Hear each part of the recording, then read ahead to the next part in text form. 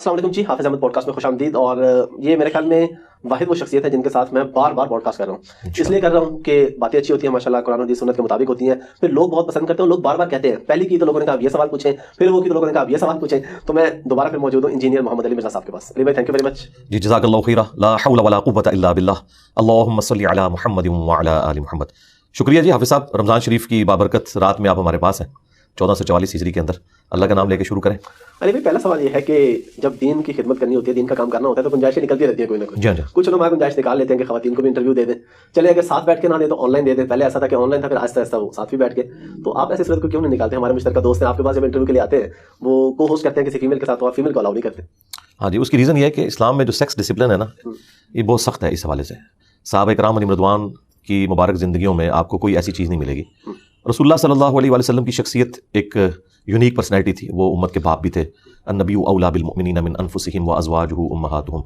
نبی مومنین کی جانوں سے بڑھ کر ان پر حق رکھتے ہیں، اور نبی کی بیویاں امت کی مائیں ہیں. تو ان کا تو ہمارا ایک باپ اور اولاد والا رشتہ ہے روحانی اعتبار سے. پھر نبی صلی اللہ علیہ وآلہ وسلم کے پاس جو نالج تھا، اللہ تعالیٰ کی وحی کی تائید حاصل تھی، وہ انہی کا خاصہ تھا.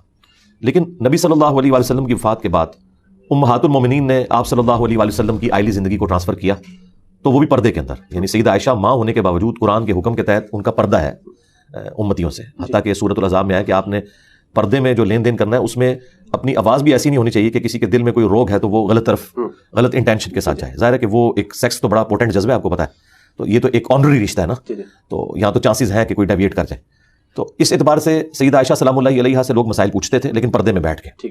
اور وہ ماں کی حیثیت سے وہ بات ہی یہاں سے سٹارٹ کرتے تھے، اماں جان یہ بتائیے، اماں جان یہ بتائیے. یعنی آپ سے جو عمر میں بڑے تھے وہ بھی آپ کو اماں جان کہہ کے پکارتے تھے. اس کے بعد یہ کوئی لیگیسی چلی نہیں آگے کہ تابعین نے کوئی درس لیے ہوں صحابیہ عورتوں سے یا تابعہ عورتوں سے، تبع تابعین نے درس لیے ہوں. اس لیے میں تو ڈاکٹر فرحت ہاشمی ایک بہت بڑی آج کے دور کی اسکالر ہیں اور قرآن کے حوالے سے ان کی بہت بڑی خدمت ہے. تو میں تو اسٹوڈنٹس کو کبھی یہ ریکمینڈ نہیں کرتا، میل اسٹوڈنٹس کو، کہ وہ ان کے درس سنیں، کیونکہ ان کے جو بولنے کا انداز ہے نا، اس طرح کے انداز کے ساتھ آپ مرد کے ساتھ گفتگو نہیں کر سکتے. یعنی جیسے ایک تھوڑا لچھے دار انداز. یہ میں ان کے لیے نہیں استعمال کر رہا، میں ذرا آسان اردو میں سمجھانا چاہ رہا ہوں. عورتوں کے لیے ان سے بیسٹ کوئی ٹیچر نہیں ہے، اور انہوں نے ریولوشن برپا کی ہے. میں اکثر کہتا ہوں کہ مولانا مودودی رحمہ اللہ کی 2 زندہ کرامتیں ہیں ان کے جانے کے بعد. ایک ڈاکٹر اسرار صاحب رحمہ اللہ تعالیٰ جو اپنی ویڈیوز میں ابھی بھی زندہ ہے، اور دوسری فرحت ہاشمی. تو یہ یعنی 2 لوگوں نے قرآن کے حوالے سے وہ کام کیا جو صدیوں میں کسی نے نہیں کیا. اور نہ صرف قرآن کے حوالے سے کام کیا بلکہ ایسے اسٹوڈنٹ پروڈیوس کیے کہ جنہوں نے قرآن کی آواز دنیا کے ہر کونے تک پہنچائی، اور ان کے اندر وہ پیشن پیدا ہو گیا کہ ہم نے اب اس دعوت کو لے کے چلنا ہے. تو یہ جو آج کل علماء کا یہ والا سلسلہ شروع ہوا ہے نا جی، کہ جس میں یہ عورتوں کے ساتھ اس طریقے سے انٹریکشن کرتے ہیں، یہ انتہائی خطرناک ہے. اور میں یہ سمجھتا ہوں کہ یہ شیطان کا ایک بہت بڑا وار ہے علماء کو میلائن کرنے کے لیے. یہ آہستہ آہستہ وہ داخل ہوتا ہے نا. اب دیکھیں جامعہ ترمذی میں حدیث ہے اور سنن نسائی الکبریٰ کے اندر موجود ہے. نبی علیہ السلام نے فرمایا کہ جہاں 2 اجنبی مرد و عورت ہوتے ہیں، تیسرا ان میں شیطان ہوتا ہے. اچھا، اس میں کوئی کہہ سکتا ہے کہ یہ تو ایک بالکل کوئی ایکسٹریم لیول پہ کوئی علیحدہ ہو جائے جہاں پہ ایک پبلک گیدرنگ ہے، اس میں فرق نہیں پڑتا. لیکن بہرحال جب آپ 1-to-1 انٹریکشن کر رہے ہوتے ہیں انٹرویو میں، اور آنکھوں کا بھی انٹریکشن ہوتا ہے، تو یہی وہ چیز ہے جس کو منع کیا گیا نا سورہ النور کے اندر، کہ پہلے مومن مردوں کو حکم دیا گیا کہ انہیں حکم دو اے نبی علیہ السلام اپنی نگاہوں کو نیچا رکھیں، اور مومنہ عورتوں سے کہو کہ اپنی نگاہوں کو نیچا رکھیں.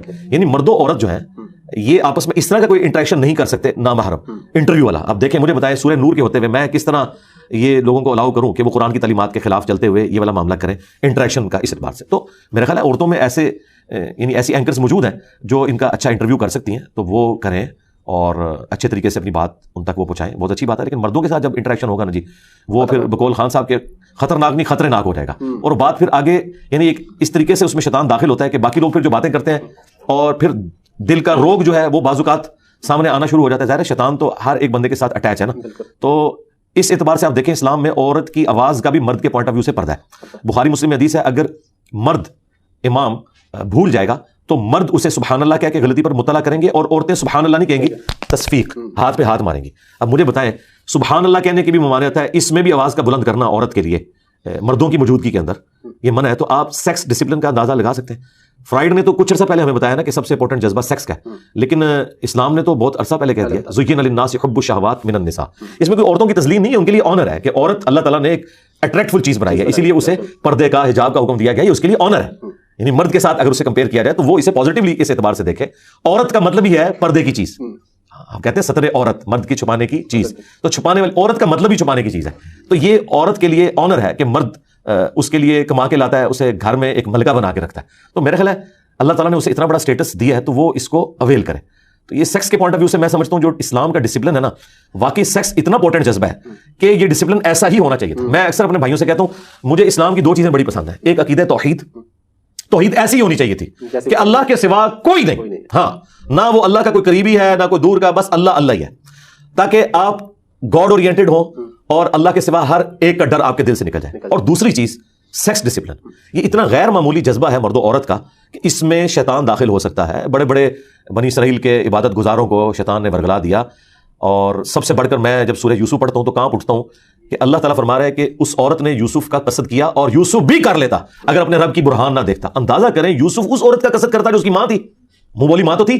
مجھے بتائے جس عورت نے کسی بچے کو پالا ہوتا ہے چھوٹی عمر سے, وہ بچہ اسے ماں کی نظر سے ہی دیکھتا ہے. لیکن اللہ تعالیٰ فرما رہا ہے یہ اتنا غیر معمولی جذبہ ہے کہ وہ یوسف بھی قصد کر لیتا اگر اپنے رب کی برہان نہ دیکھتا. اور پھر اللہ تعالیٰ فرمایا وہ ہمارے مخلص بندوں میں سے, یعنی چوزن پیپل تھے. ایک ہے مخلص, اخلاص شو کرنے والا, وہ مخلص تھے. تو وہ تو مخلص تھے, باقی تو مخلص نہیں ہے. اس لیے اس اعتبار سے انسان کو بہت احتیاط کرنی چاہیے. اور میں اس معاملے میں اپنی اس پلیٹ فارم کے اعتبار سے 3 چیزیں میں نے بالکل بین کی ہوئی ہیں.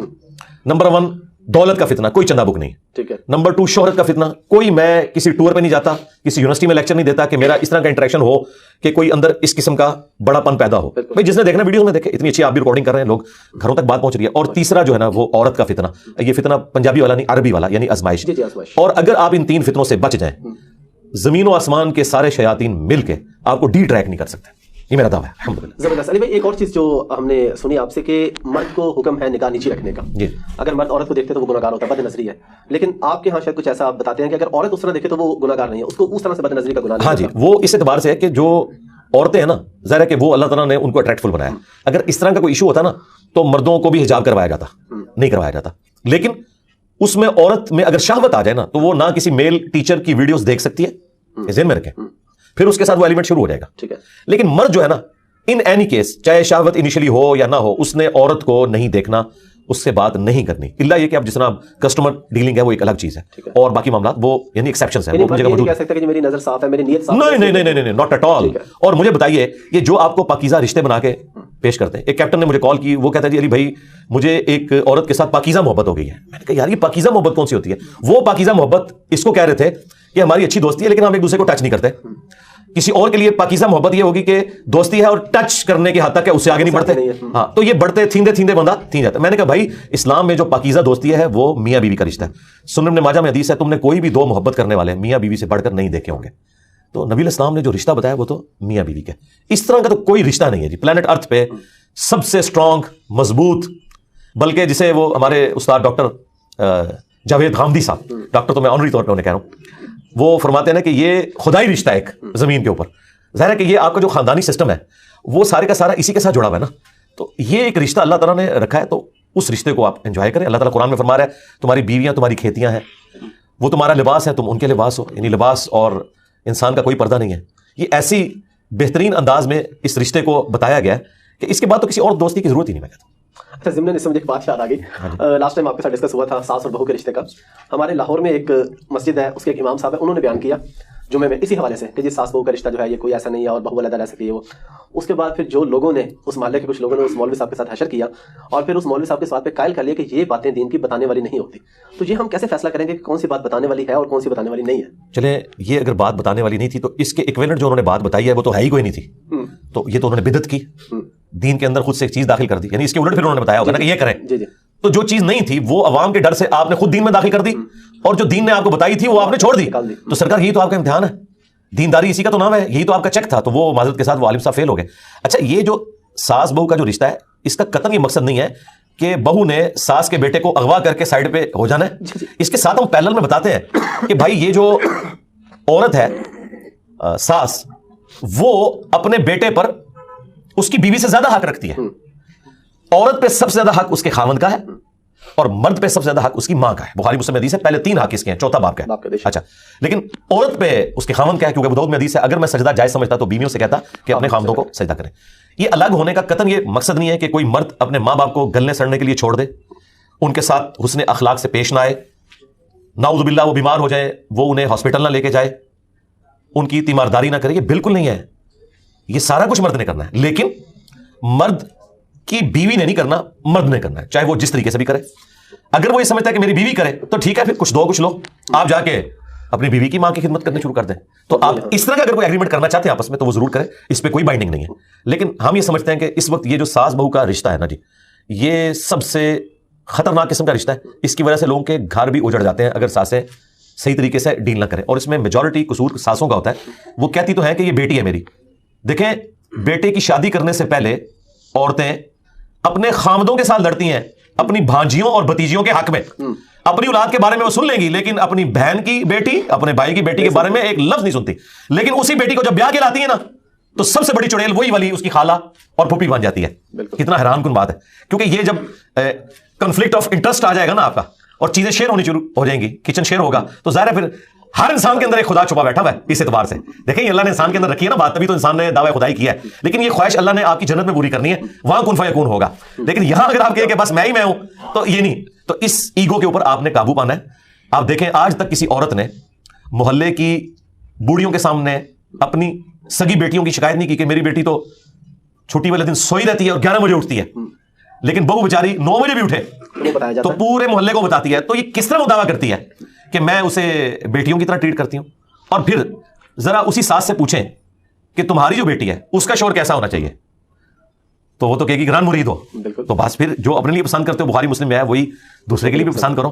یہ ایمان کی ایک بنیادی علامت ہے. تو میرا خیال ہے انسان اپنے آپ کو دوسری جگہ پہ رکھ کے دیکھے نا تو اللہ کے فضل سے انسان اپنا جب آئینے میں منہ دیکھتا ہے نا اسے پتہ چل جاتا ہے کہ میں کہاں پر غلط ہوں. سیدھی سی بات ہے جی. اچھا علی بھائی، اسلام میں سلام کا کافی کہا گیا، تو سلام اور مسافے کا آپس میں کیا تعلق ہے؟ مسافہ ایک ہاتھ سے ہے، دو ہاتھ سے ہے، جس طرح ہم اکثر دیکھتے ہیں کہ اگر دو ہاتھوں سے نہیں کیا تو وہ جی گستاخی ہے، یا سنت کے مطابق حدیث کے مطابق کیا ہے؟ دیکھیں سنت کے مطابق تو سلام زبان سے کہہ لینا کافی ہے. ٹھیک ہے. مسافہ، معانقہ، دست بوسی، یہ سب ایکسٹرا چیزیں ہیں، جائز ہیں ٹھیک ہے اپنی حدود اور قیود کے اندر. لیکن جو اصل ہے نا وہ السلام علیکم کہنا ہے یا السلام علیکم ورحمۃ اللہ. وہ ابو داؤد میں حدیث ہے کہ جو السلام علیکم کہتا ہے تو تم ایک لفظ ایڈ کر کے اسے جواب دو، پروٹوکول دو. بخاری مسلم میں حدیث موجود ہے کہ آدم علیہ السلام کو جب پیدا کیا گیا تو اللہ تعالیٰ نے انہیں یہ سکھایا کہ تم فرشتوں کو جا کے السلام علیکم کہو، تو وہ جو جواب دیں گے نا وہی تمہاری اولاد میں ٹرانسفر ہوگا. تو یہ اس طریقے سے چلا. اس کے مختلف سیکھیں. صرف سلام یہ بھی سلام ہو جاتا ہے، اور یہ قرآن میں ہے. دیکھیں لوگ کتنے حیران ہوتے ہیں اگر آپ کسی کو کہیں نا سلام، وہ کہے گا پتہ نہیں اس نے مجھے کوئی ٹنڈا سا سلام کیا، یہ مجھے اچھا نہیں سمجھتا. تو قرآن میں ہے کہ حضرت ابراہیم علیہ السلام کے پاس جب فرشتے آئے انسانی شکل میں تو انہوں نے کہا تھا سلام، انہوں نے کہا سلام سلام السلام علیکم، السلام علیکم ورحمۃ اللہ، السلام علیکم ورحمۃ اللہ وبرکاتہ. یہ آپ سارے الفاظ استعمال کر سکتے ہیں. تو یہ بیسیکلی دعا ہے، اور اس دعا کی برکت آپ دیکھیں نبی علیہ السلام نے فرمایا کہ میں تمہیں ایک ایسی چیز سکھاتا ہوں کہ جس سے تم آپس میں باہمی محبت میں بن جاؤ گے، اور وہ یہ ہے کہ سلام کو عام کرو. اور اس کی برکت یہ ہے کہ آپ جب کسی کو سلام کرتے ہیں نا تو ایک دوسرے کے ساتھ آپ فیملیئر ہو جاتے ہیں، ایک ڈر کا رشتہ ختم ہو جاتا ہے. آپ اندھیری رات میں جا رہے ہیں، سامنے سے کوئی بڑے قد بد والا بندہ آتا ہے اور 3-4 بندے اس کے ساتھ ہیں، وہ چور بھی ہو سکتا ہے، کوئی اور بھی ہو سکتا ہے، لیکن اگر وہ چلتے ہوئے دور سے یہ السلام علیکم تو آپ کا سارا کا سارا خوف ظاہر ہوگا، اپنائیت فیل ہوگی. اس لیے اور دیکھیں یہ چیز ادھر نہیں قرآن میں ہے کہ جنتی بھی ایک دوسرے کو سلام سلام کہیں گے. اللہ تعالیٰ بھی جنتیوں پر سلامتی بھیجے گا، اور یہ اللہ تعالیٰ کا نام بھی ہے سلام. ٹھیک ہے، اللہم انت السلام منک السلام تبارک یا ذا الجلال والاکرام. یہ مسلم شریف میں حدیث ہے. نبی علیہ السلام فرض نماز کے بعد جب تک یہ دعا نہیں پڑھتے تھے نا آپ قبلہ رخ سے اپنا رخ انور پبلک کی طرف نہیں کرتے تھے، یہ دعا پڑھا کرتے تھے. تو یہ اللہ تعالیٰ کی طرف سے ایک اسپیشل چیز ہے. اب رہ گیا مسافہ کرنا، یہ ایکسٹرا چیز ہے، یہ ایک محبت کا اظہار ہے. ٹھیک ہے، بہتر ہے کہ آپ 2 ہاتھ سے مسافہ کریں. ٹھیک ہے، ہاں ایک ہاتھ سے بھی جائز ہے. یہ اہل حدیث نے جو ایک فتنہ کھڑا کیا کہ مسافہ ہے ہی ایک ہاتھ کے ساتھ ہے، یہ صرف حنفیوں کے ساتھ ضد کی وجہ سے. ادروائز صحیح بخاری میں امام بخاری رحمہ اللہ تعالیٰ نے باقاعدہ ایک چیپٹر کی ہیڈنگ باندھی ہے 2 ہاتھ سے مسافہ کا بیان. اور اس میں انہوں نے تابعین کا عمل لکھا ہے کہ وہ 2 ہاتھ سے مسافہ کرتے تھے، اور اس کے ثبوت میں انہوں نے بخاری میں حدیث لی ہے کہ حضرت عبداللہ ابن مسعود کہتے ہیں کہ نبی علیہ السلام نے مجھے تشہد اس حال میں تعلیم فرمایا کہ آپ کے دونوں مبارک ہاتھوں کے درمیان میرا ہاتھ تھا، آپ نے یوں لے کے پیار سے. اس سے امام بخاری نے یہ رزلٹ نکالا کہ اپنی اصل میں کسی شخص کے ہاتھ کو اپنے دونوں ہاتھوں میں لینا یہ ثبوت ہے کہ آپ 2 ہاتھ سے مسافہ کر سکتے ہیں. اس کا جواب اہل حدیث یہ دیتے ہیں کہ جی وہ ابن مسعود کا ایک ہاتھ تھا. ہم کہتے ہیں آپ گمان کر سکتے ہیں کہ اللہ کے نبی نے آپ کا ہاتھ پکڑا ہو اور دوسرا آپ نے سائڈ میں رکھا ہو، آپ تو کہیں کہ میں تو دل بھی نکال کے نیچے رکھ دوں. تو یہ تو بعید ہے صحابہ کرام کے اخلاق سے. یقیناً دونوں نے ایک دوسرے کو 2 ہاتھ سے کیا، اور اس سے بڑھ کر امام بخاری نے یہ فارم نکالا. پھر امام بخاری نے ایک کتاب لکھی الادب المفرد، وہ ہے ہی اداب پہ. اس میں صحیح سند کے ساتھ یہ حدیث ہے. شیخ البانی، شیخ زبیر الزئی جو اہل حدیث کے ہاں ایک بڑے محققین ہیں، دونوں نے اس کی صحت کو صحیح کہا کہ سلمہ ابن اکوع کو 2 تابعین ملنے کے لیے گئے تو انہوں نے اپنے 2 ہاتھ یوں ان کے سامنے نا گفتگو کے دوران ہی نا کوئی بات آئی تو انہوں نے کہا یہ ہے میرے وہ 2 ہاتھ جن سے میں نے نبی علیہ السلام کے ساتھ مسافہ اور آپ کے ہاتھ پہ بیعت کی. تو وہ تابعین ایک دم کھڑے ہو گئے, یعنی وہ تو ان کے ہوش ہی اڑ گئے نا, کہ یعنی وہ جس طریقے سے اظہار کرتے انہوں نے ان کے ہاتھ کو پکڑا اور چوما. یہ اصل ہے کہ آپ کسی بزرگ کے ہاتھ کو چوم سکتے ہیں جو اپنی عبادت نہ کرواتا ہو, کوئی بڑا ہو, آپ کا ٹیچر ہو, آپ کی والدہ ہے, آپ کے والد ہیں, لیکن اس میں آپ نے حد کو نہیں جھکنا, آپ نے اس کے ہاتھ کو بلند کرنا ہے. آپ دیکھیں غامدی صاحب سے میری 2020 میں ملاقات ہوئی تو وہ میری ایک ویڈیو کافی ایک تصویر وائرل ہوئی, اس پہ کچھ علماء نے بھی کہا کہ دیکھو جی کس بندے کے ہاتھ یہ چوم رہا ہے, اور ہمیں تو یہ کہتا ہے کہ میں تو میرے بھائی بریلوی دیوبندی اہل حدیث علماء کے بھی ہاتھ چومتا ہوں, ٹھیک ہے, لیکن حد کو نہیں جھکنا, اس کو اٹھائیں اس لیول پہ لے کے آئیں کہ آپ کے ہاتھ گھٹنے تک نہ پہنچے, چومیں. یہ بھی سنت ہے, یعنی صحابہ کرام کی سنت ہے. ترمذی ابو داؤد میں موجود ہے کہ کچھ یہودی نبی الاسلام کو ملنے ہیں, انہوں نے سوال و جواب شروع کیے تو وہ اتنے امپریس ہوئے کہ انہوں نے رسول اللہ کی تصدیق کی اور نبی الاسلام کے ہاتھ اور پاؤں بھی چومے. لیکن پاؤں چومنے کا جو پروٹوکول ہے یہ صرف پروفٹ کے لیے ہے, بعد میں کسی کے لیے یہ ثابت نہیں کہ کسی نے اس طرح پاؤں چومے ہوں. البتہ ہاتھ چومنا, 2 ہاتھ سے مسافہ کرنا, 1 ہاتھ سے مسافہ کرنا, یہ سارے طریقے درست ہیں, یہ آپ کر سکتے ہیں. اچھا جی, داڑھی کے مسئلے پہ ڈیٹیل ڈسکس پبلک کے لیے تو ہو چکی تھی. امام کا مسئلہ بتائیں کہ اگر چھوٹی داڑھی والا ہے یا کلین شیو, اس کے پیچھے نماز ہو جاتی ہے یا کچھ خاص کنڈیشن میں ہو جاتی ہے یا ہمیشہ ہی ہو جاتی ہے؟ آپ کا کیمرہ سچ سن لے گا, بالکل سنے گا انشاءاللہ. اور لاسٹ ٹائم بھی آپ کو پتہ ہے, آپ نے پوچھا تھا. ہاں جی, دیکھیں جی, ہم جس طرح کئی مواقع کے اوپر علماء کو علمی دعوت فکر دیتے ہیں, یہاں پہ بھی دیں گے کہ ہمیں وہ حدیث بتائیں جس میں لکھا ہے کہ داڑھی جو ہے وہ امامت کی شرط ہے. مجھے بتائیں داڑھی مڈانا بڑا گناہ ہے یا جھوٹ بولنا بڑا گناہ ہے؟ جھوٹ بولنا قرآن میں لعنت آئی ہے, وعید آئی ہے. اگر جھوٹ بولنے والے علماء ممبروں پر بیٹھ سکتے ہیں اور ہمیں نمازیں پڑھا سکتے ہیں تو بغیر داڑھی والے کیوں نہیں پڑھا سکتے؟ یہ میں نے ایک الزامی بات کے طور پہ آپ کا دماغ کھولا پہلے, ٹھیک ہے. غیبت اس سے بڑا گناہ, چغلی, ایسی جھوٹی حدیثیں بیان کرنا, نبی الاسلام پہ جھوٹ باندھنا جو بخاری مسلم میں حدیث ہے کہ اپنا مقام جہنم میں دیکھ لے, وہ ممبروں پہ آگے بیان کرنا, ان کے پیچھے تو ہم نمازیں پڑھ رہے ہیں اور ہم نے اپنا دین ٹخنوں سے اوپر شلوار کرنے پہ اور داڑھی کے اندر گھسا دیا. یقیناً یہ سنتیں ہیں, میں اس پہ عامل ہوں.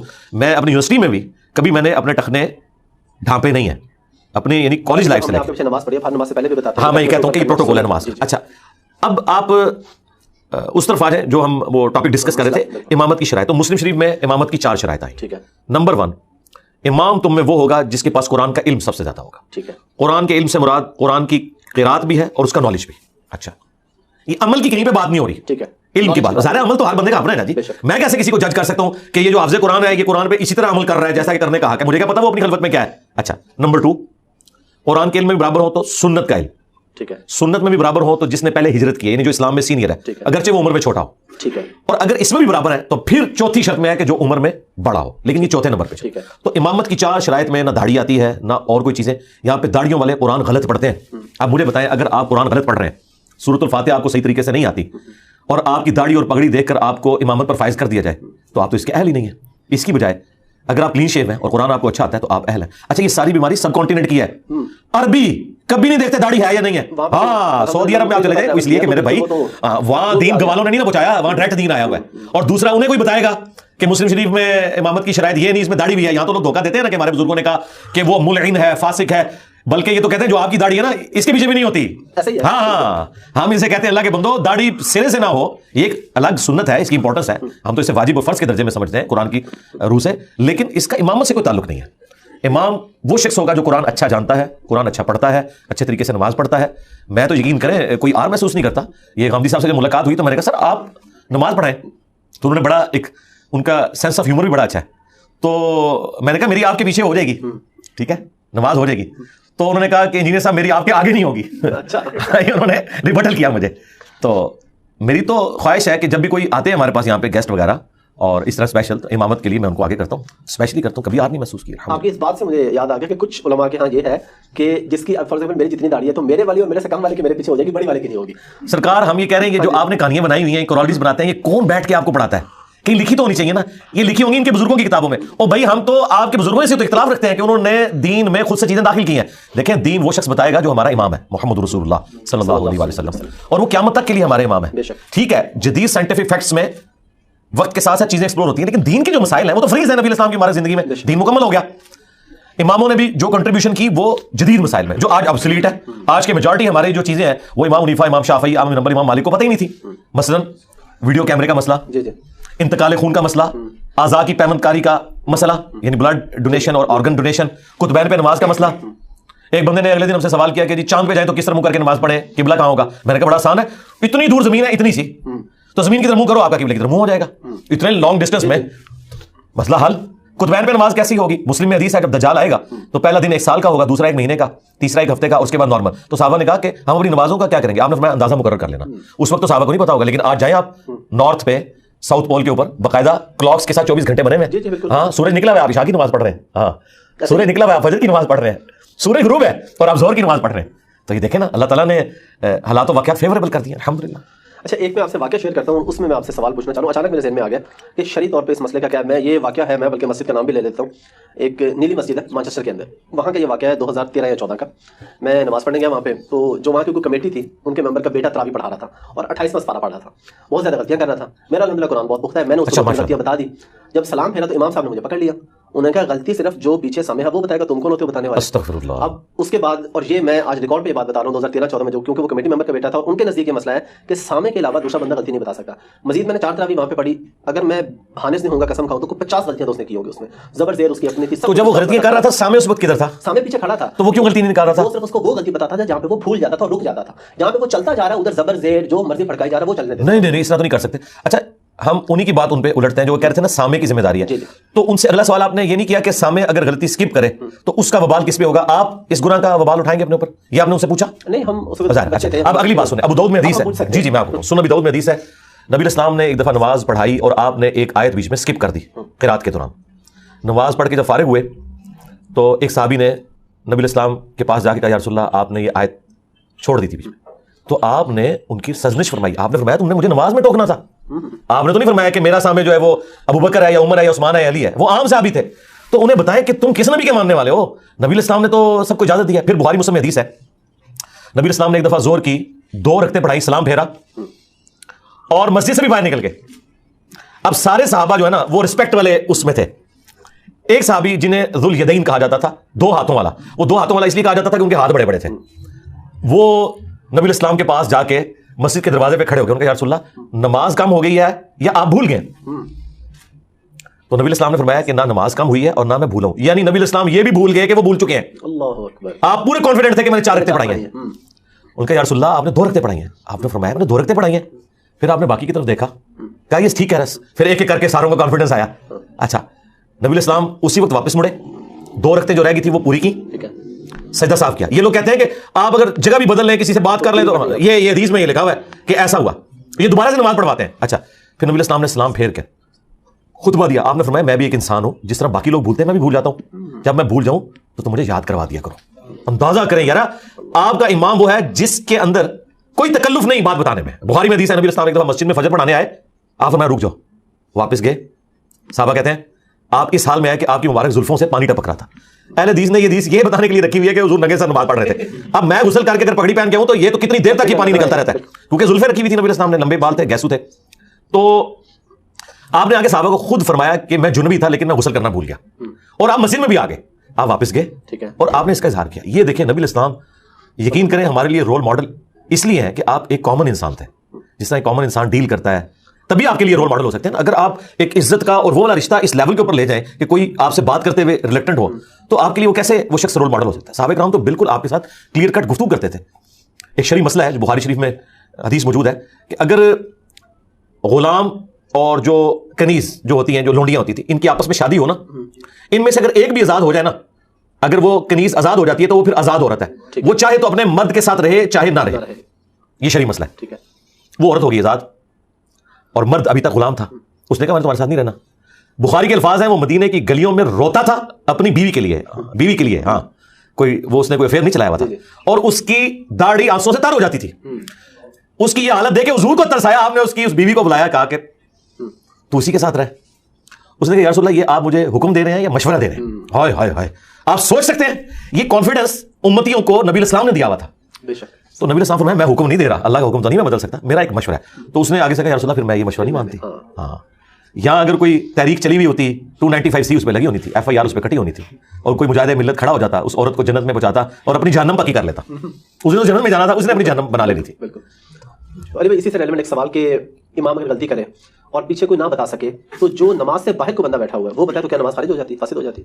नहीं, बाहर वाले को वैसे तो इंटरेक्शन उसके साथ नहीं करनी चाहिए, ठीक है, लेकिन अगर बाहर वाला बताता है तो ये फिका हनफी वालों ने एक मसला बनाया हुआ है कि नमाज जो है वो फारिग हो जाएगी। क्यों फारिग हो जाएगी? खामखा आपने ये चीजें बनाई हुई हैं, इससे कोई फर्क नहीं पड़ता। बाहर वाला भी बता दे तो कोई फारिग नहीं होगी। और दूसरा असल इशू मैं आपको बताऊं कहां हुआ है, یہ جو سامع ہے نا ہمیشہ ان کی منزل آپ کو پتا ہے اس پڑھانے والے سے کمزور ہوتی ہے. جی جی جو کمزور ہوتا ہے اسے سامع بنایا جاتا ہے. اور منو دسو نہ لے دہلا اب مجھے بتائیں جب سامع کمزور والے کو بنایا جاتا ہے اور وہ اس قابل نہیں ہوتا کہ امامت کروا سکے تو کہتے ہیں تو سامع بن جا. انہوں نے پھر غلطیاں کرنی ہے. اس کا بڑا آسان سا طریقہ ہے کہ مصحف ہاتھ میں پکڑیں. فقہ حنفی نے جہاں مار کھائی ہے نا وہ یہ ہے کہ یہ کہتے ہیں مصحف آپ نے ہاتھ میں پکڑا اس سے ایک لفظ بھی پڑا آپ کی نماز فاسد. اب ان کو کون بتائے کہ بخاری میں لکھا ہے کہ زکوان ایک غلام تھا سیدہ عائشہ کا جو رمضان میں قیام اللیل کرواتا تھا مصحف ہاتھ میں پکڑ کے. امام بخاری نے باقاعدہ چیپٹر کی ہیڈنگ میں لیا اور اس کی پوری سند المصنف ابن ابی شیبہ کے اندر اور سنن الکبریٰ البیہقی کے اندر موجود ہے. تو صحابہ کرام تو یہ کرتے تھے. مصنف ابن ابی شیبہ میں تو یہاں تک موجود ہے کہ یہ تو میں نے آپ کو بتایا کہ وہ مصحف پڑھ کے امامت کرواتا تھا. وہاں پہ ہے کہ صحابہ کرام سامنے ہوتے تھے قرآن کو ہاتھ میں پکڑتے تھے. کوئی ڈیسک رکھا ہوتا تھا سجدے میں جاتے وقت اس کے اوپر رکھ دیتے تھے. نہ بھی رکھیں آپ اگر زمین پہ بھی رکھتے ہیں کوئی ایسا مسئلہ نہیں, بس اس کو پاؤں نہ ٹچ کریں. آپ تولیہ کوئی رکھ لیں فولڈ کر کے, کوئی تکیہ رکھ لیں, کوئی ایسا ایشو نہیں ہے. رسپیکٹ تو وہ اللہ تعالیٰ نے جانچنی ہے کہ کسی کے اندر کتنی ہے. تو یہ جو مسئلہ انہوں نے گھڑا ہے کہ آپ مصحف پکڑ نہیں سکتے. آپ سعودی عرب میں جائیں آپ دیکھیں رمضان میں لوگوں نے مصحف پکڑے ہوتے ہیں. یہ مصحف انہوں نے پکڑے ہوتے ہیں نہ امام غلطی کھاتا اور نہ ہی سامنے جو ہے وہ اس طرح چیپلی اسے آگے بھاگنے دیتا. اور اب تو اس سے بھی اگلا ورژن آ گیا smart phone air flight mode میں لگائیں, آپ وہ کھولیں رمضان میں تراویح کو انجوائے کریں. ہم اپنے دوستوں کہتے ہیں کہ آپ دیکھیں انسانی دماغ پیرل میں صرف 2 کام کر سکتا ہے, تیسرا وہ کر ہی نہیں سکتا.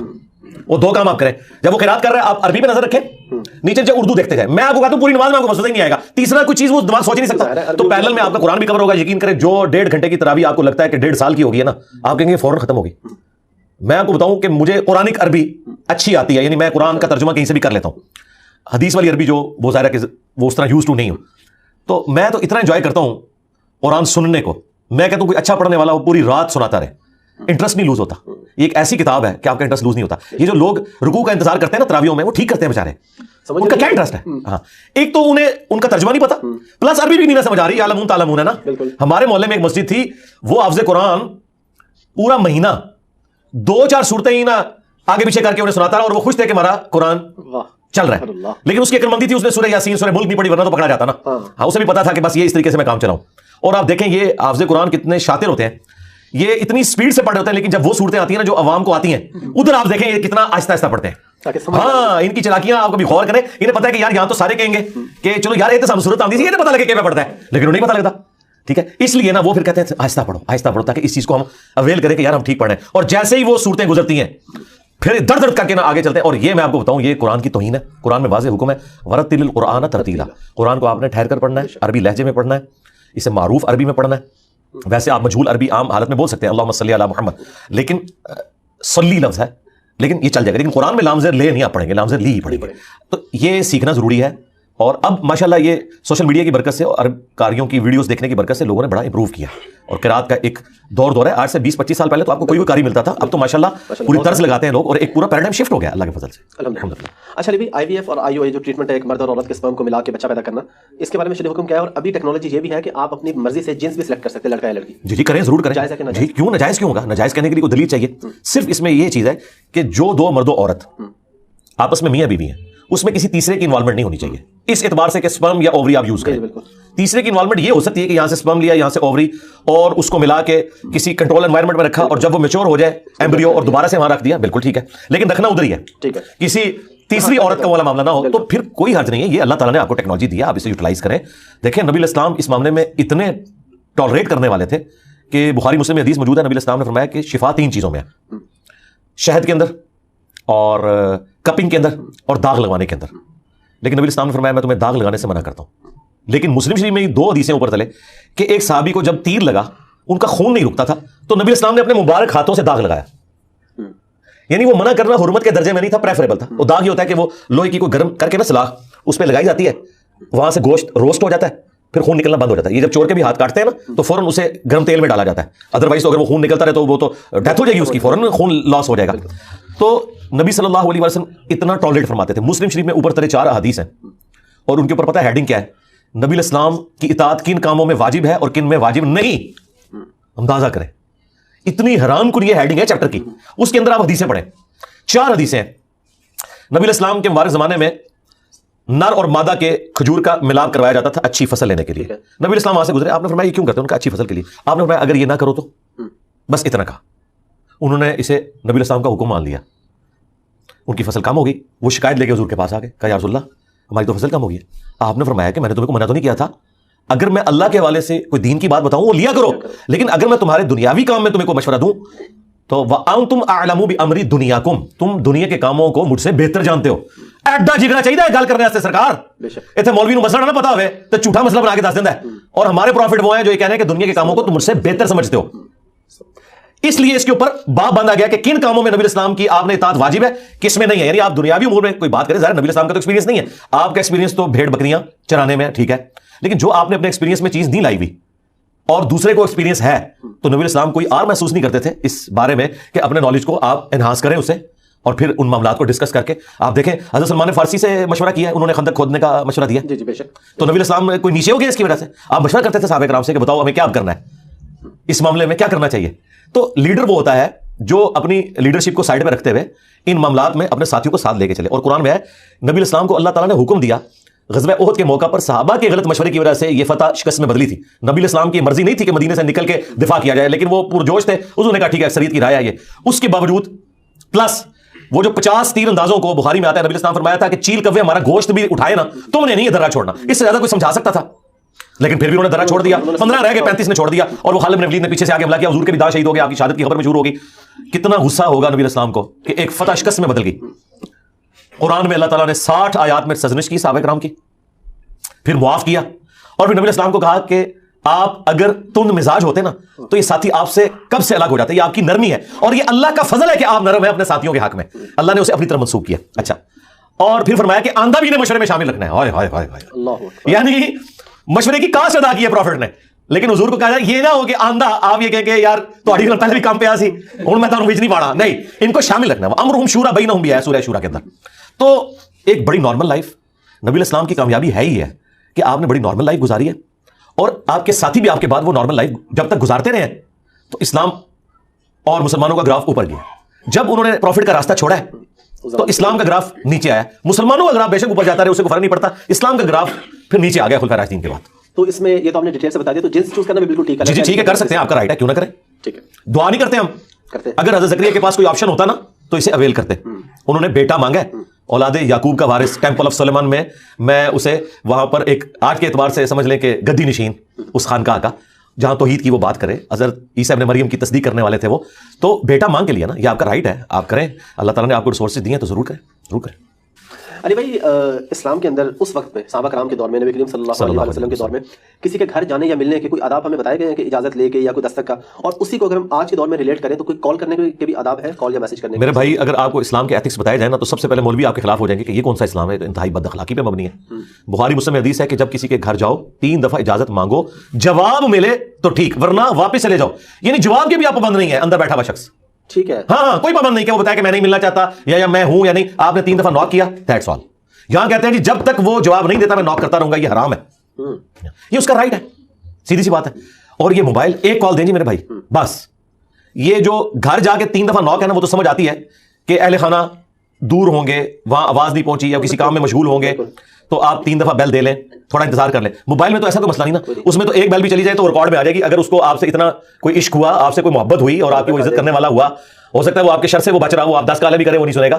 تو یقین کریں جن کے ساتھ آپ کا چاہت کا رشتہ ہوتا ہے, وہ ایک مس کال بھی آ رہے ہیں نا, چھوٹی سی بھی معصوم سی, آپ خود کال کرتے ہیں میرے خیال, بلکہ مس کال کی ضرورت نہیں, ایک ٹیکسٹ میسج پھینکیں, کوئی مسئلہ نہیں. یہ بار بار کالیں کرنا یہ تکلیف دینا ہے. اور ایک اور بدتمیزی جو میں اپنے بھائیوں کو ہائی لائٹ کرتا ہوں, یہ اتنی بڑی بدتمیزی ہے کہ ایک بندہ آپ کو ملنے آیا, آپ موبائل میں لگے ہوئے, وہ آپ سے باتیں کر رہے ہیں, اور پھر وہ جب پوچھتا ہے نا کہ ہاں جی وہ اس کو کوشچن کرتا ہے, تو بندہ کہتا ہے کیا کہہ رہے ہیں, کیا سر.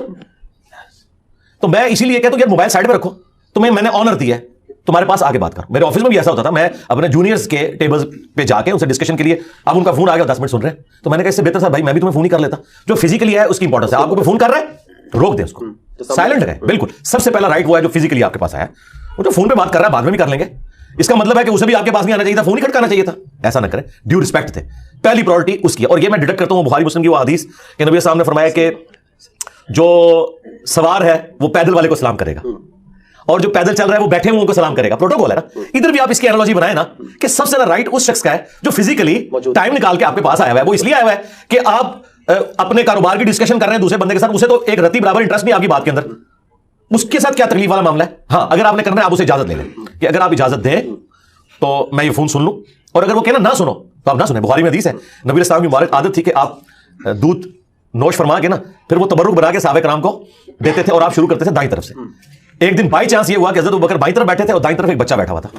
تو نبی علیہ السلام, اب ظاہر ہے آپ نے سنت تو نہیں توڑنی تھی, آپ نے اس بچے سے کہا کہ بیٹا اگر تم مجھے اجازت دو. ان کا نا بچے بھی انہیں ٹرین, ان کا یا رسول اللہ میں اپنے اوپر کسی کو فوقیت نہیں دوں گا. تو حضور نے کہا ٹھیک ہے. یہاں ہوتا تو اس کا ابا بھی سمجھا رہا تھا چپ کر بدتمیزا, ٹھیک ہے. تو آپ دیکھیں صحابہ کرام کتنے فرینک تھے, بالکل کلیئر کٹ اپنی ڈسکشن کرتے تھے اور اپنے جو پرابلمس تھے وہ حضور کے ساتھ ڈسکس کرتے تھے. کوئی بات دل میں آئی ہے وہ ڈائریکٹ آ کے حضور سے کرتے تھے اور نبی علیہ السلام ان کے سولوشنز دیتے تھے. الحمدللہ. اسی سے یہ بات ریلیٹ ہوگی کہ صحابہ کرام نبی کریم صلی اللہ علیہ وسلم کے آنے پہ کھڑے ہو جاتے تھے. اور یہ کھڑے ہونا کیسا ہے؟ حدیث سے کوئی ثابت ہے کہ کوئی بڑا یا استاد ہے تو سب لوگ کھڑے ہو جائیں یا بیٹھے رہیں؟ ہاں, اس میں دیکھیں نبی علیہ السلام نے پرسنلی اپنے لیے اسے پسند نہیں فرمایا. اچھا, ہاں جی, لیکن اسے حرام نہیں فرمایا. ٹھیک ہے, ٹھیک ہے.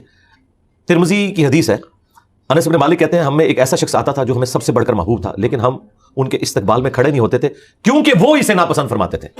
یہ الفاظ بتا رہے ہیں کہ یہ حرام نہیں تھا, وہ پرسنل ان کی ایک چوائس تھی. پرسنل چوائس کسی کی ہو سکتی ہے. اچھا, اور جامع ترمذی میں ایک اور حدیث ہے کہ نبی علیہ السلام نے فرمایا جس کی خواہش ہو کہ لوگ اس کے استقبال میں کھڑے ہوں وہ اپنا مقام جہنم میں دیکھ لیں. یعنی جس کے لیے لوگ کھڑے ہو رہے ہیں نا وہ ڈیمانڈ نہ کرے, لیکن کھڑے ہونے والے کسی بڑے کو رسپیکٹ دیں گے. مجھے بتائیں اللہ کے نبی یہاں تشریف لے آئے تو میں ادھر کرسی میں بیٹھا رہوں گا؟ یہ پاسبل ہی نہیں ہے. ٹھیک ہے, اللہ یہ کہ نبی علیہ السلام منع فرما دے وہ ایک الگ بات. اچھا, پھر نبی علیہ السلام دوسروں کے لیے جو تعلیم فرماتے تھے ایٹیکیٹس وہ یہ تھے. بخاری مسلم حدیث ہے, سعد ابن معاذ کو غزوہ خندق کے موقع پر ایک تیر لگا, یہاں رگ ان کی وہ مین رگ جو ہے نا اس پہ تیر لگا, اور آپ کو پتا ہے وہ تو ڈیتھ بھی ہو سکتی تھی اور اس سے ان کی ڈیتھ ہو بھی گئی. اس کو خون کو روکنے کی بڑی کوشش کی, وقتی طور پہ تھم گیا. بنو قریظہ کا انہوں نے فیصلہ کیا ان کی ڈیمانڈ کے اوپر. پھر وہ گدھے پہ آئے زخمی حالت میں, تو نبی صلی اللہ علیہ وسلم نے انصار مدینہ سے کہا قوموا الی سیدکم, کھڑے ہو جاؤ اپنے سید کی طرف. اچھا, وہ کہتے ہیں یہ ہے قوموا الی سیدکم, قوموا لی سیدکم نہیں ہے کہ اپنے سردار کے استقبال میں کھڑے ہو جاؤ. ہم کہتے ہیں کہ وہ پھر کیوں کہا تھا؟ وہ کہتے ہیں اس لیے کہ نبی علیہ السلام نے ان کو کہا کہ اپنے سردار کو گدھے سے اتارو کیونکہ وہ زخمی ہے. تو وہ تو دو بندوں کی ڈیوٹی ہوتی ہے. آپ نے پورے سارے مدینہ ان کے قبیلے کو اوس کو کہا کہ قوموا الی سیدکم, رسپیکٹ دی. نبی علیہ السلام کی کوئی ذاتی شغف کسی معاملے میں ہو سکتی تھی. نبی علیہ السلام کئی چیزوں کو اپنی ذات کے اعتبار سے ناپسند فرماتے تھے, اس کا ہمیں پروٹوکول رکھنا ہے. لیکن جو باقی معاملات ہیں نبی علیہ السلام نے وہ اس کو حکم کے طور پر امت میں جاری نہیں کیا, تو اس پہ کوئی قدغن نہیں. مثلا نبی علیہ السلام کا یہ ذاتی شغف تھا کہ آپ دائیں جوتی پہلے پہنتے تھے. کسی حدیث میں نہیں ملے گا نبی علیہ السلام نے اسے تعلیم فرمایا ہو. اگر کوئی الٹی جوتی پہلے پہن لے کوئی گناہ گار نہیں. لیکن کھانے پینے کے بارے میں مسلم شریف میں حدیث ہے کہ کھانا دائیں ہاتھ سے کھانا ہے, بائیں سے شیطان کھاتا ہے. اب یہ حکم آ گیا, اور یہ اس درجے کا حکم ہے کہ ایک صحابی حضور کے سامنے کھانا کھا رہے تھے بائیں ہاتھ سے, نبی السلام نے فرمایا کہ دائیں ہاتھ سے کھاؤ. انہوں نے اپنی شرمندگی مٹانے کے لیے کہا کہ میرا دائیں ہاتھ کام نہیں کرتا, تو حضور کی مبارک زبان سے نکل گیا کہ اچھا پھر اب نہ ہی کام کریں. اس دن کے بعد اس کا ہاتھ نہیں اٹھا منہ کی طرف. یہ اتنی بڑی وعید ہے. کھانے پینے میں سختی ہے. باقی نبی السلام کا یہ شغف ہے کہ کرتے کی پہلے دائیں آستین پھر بائیں.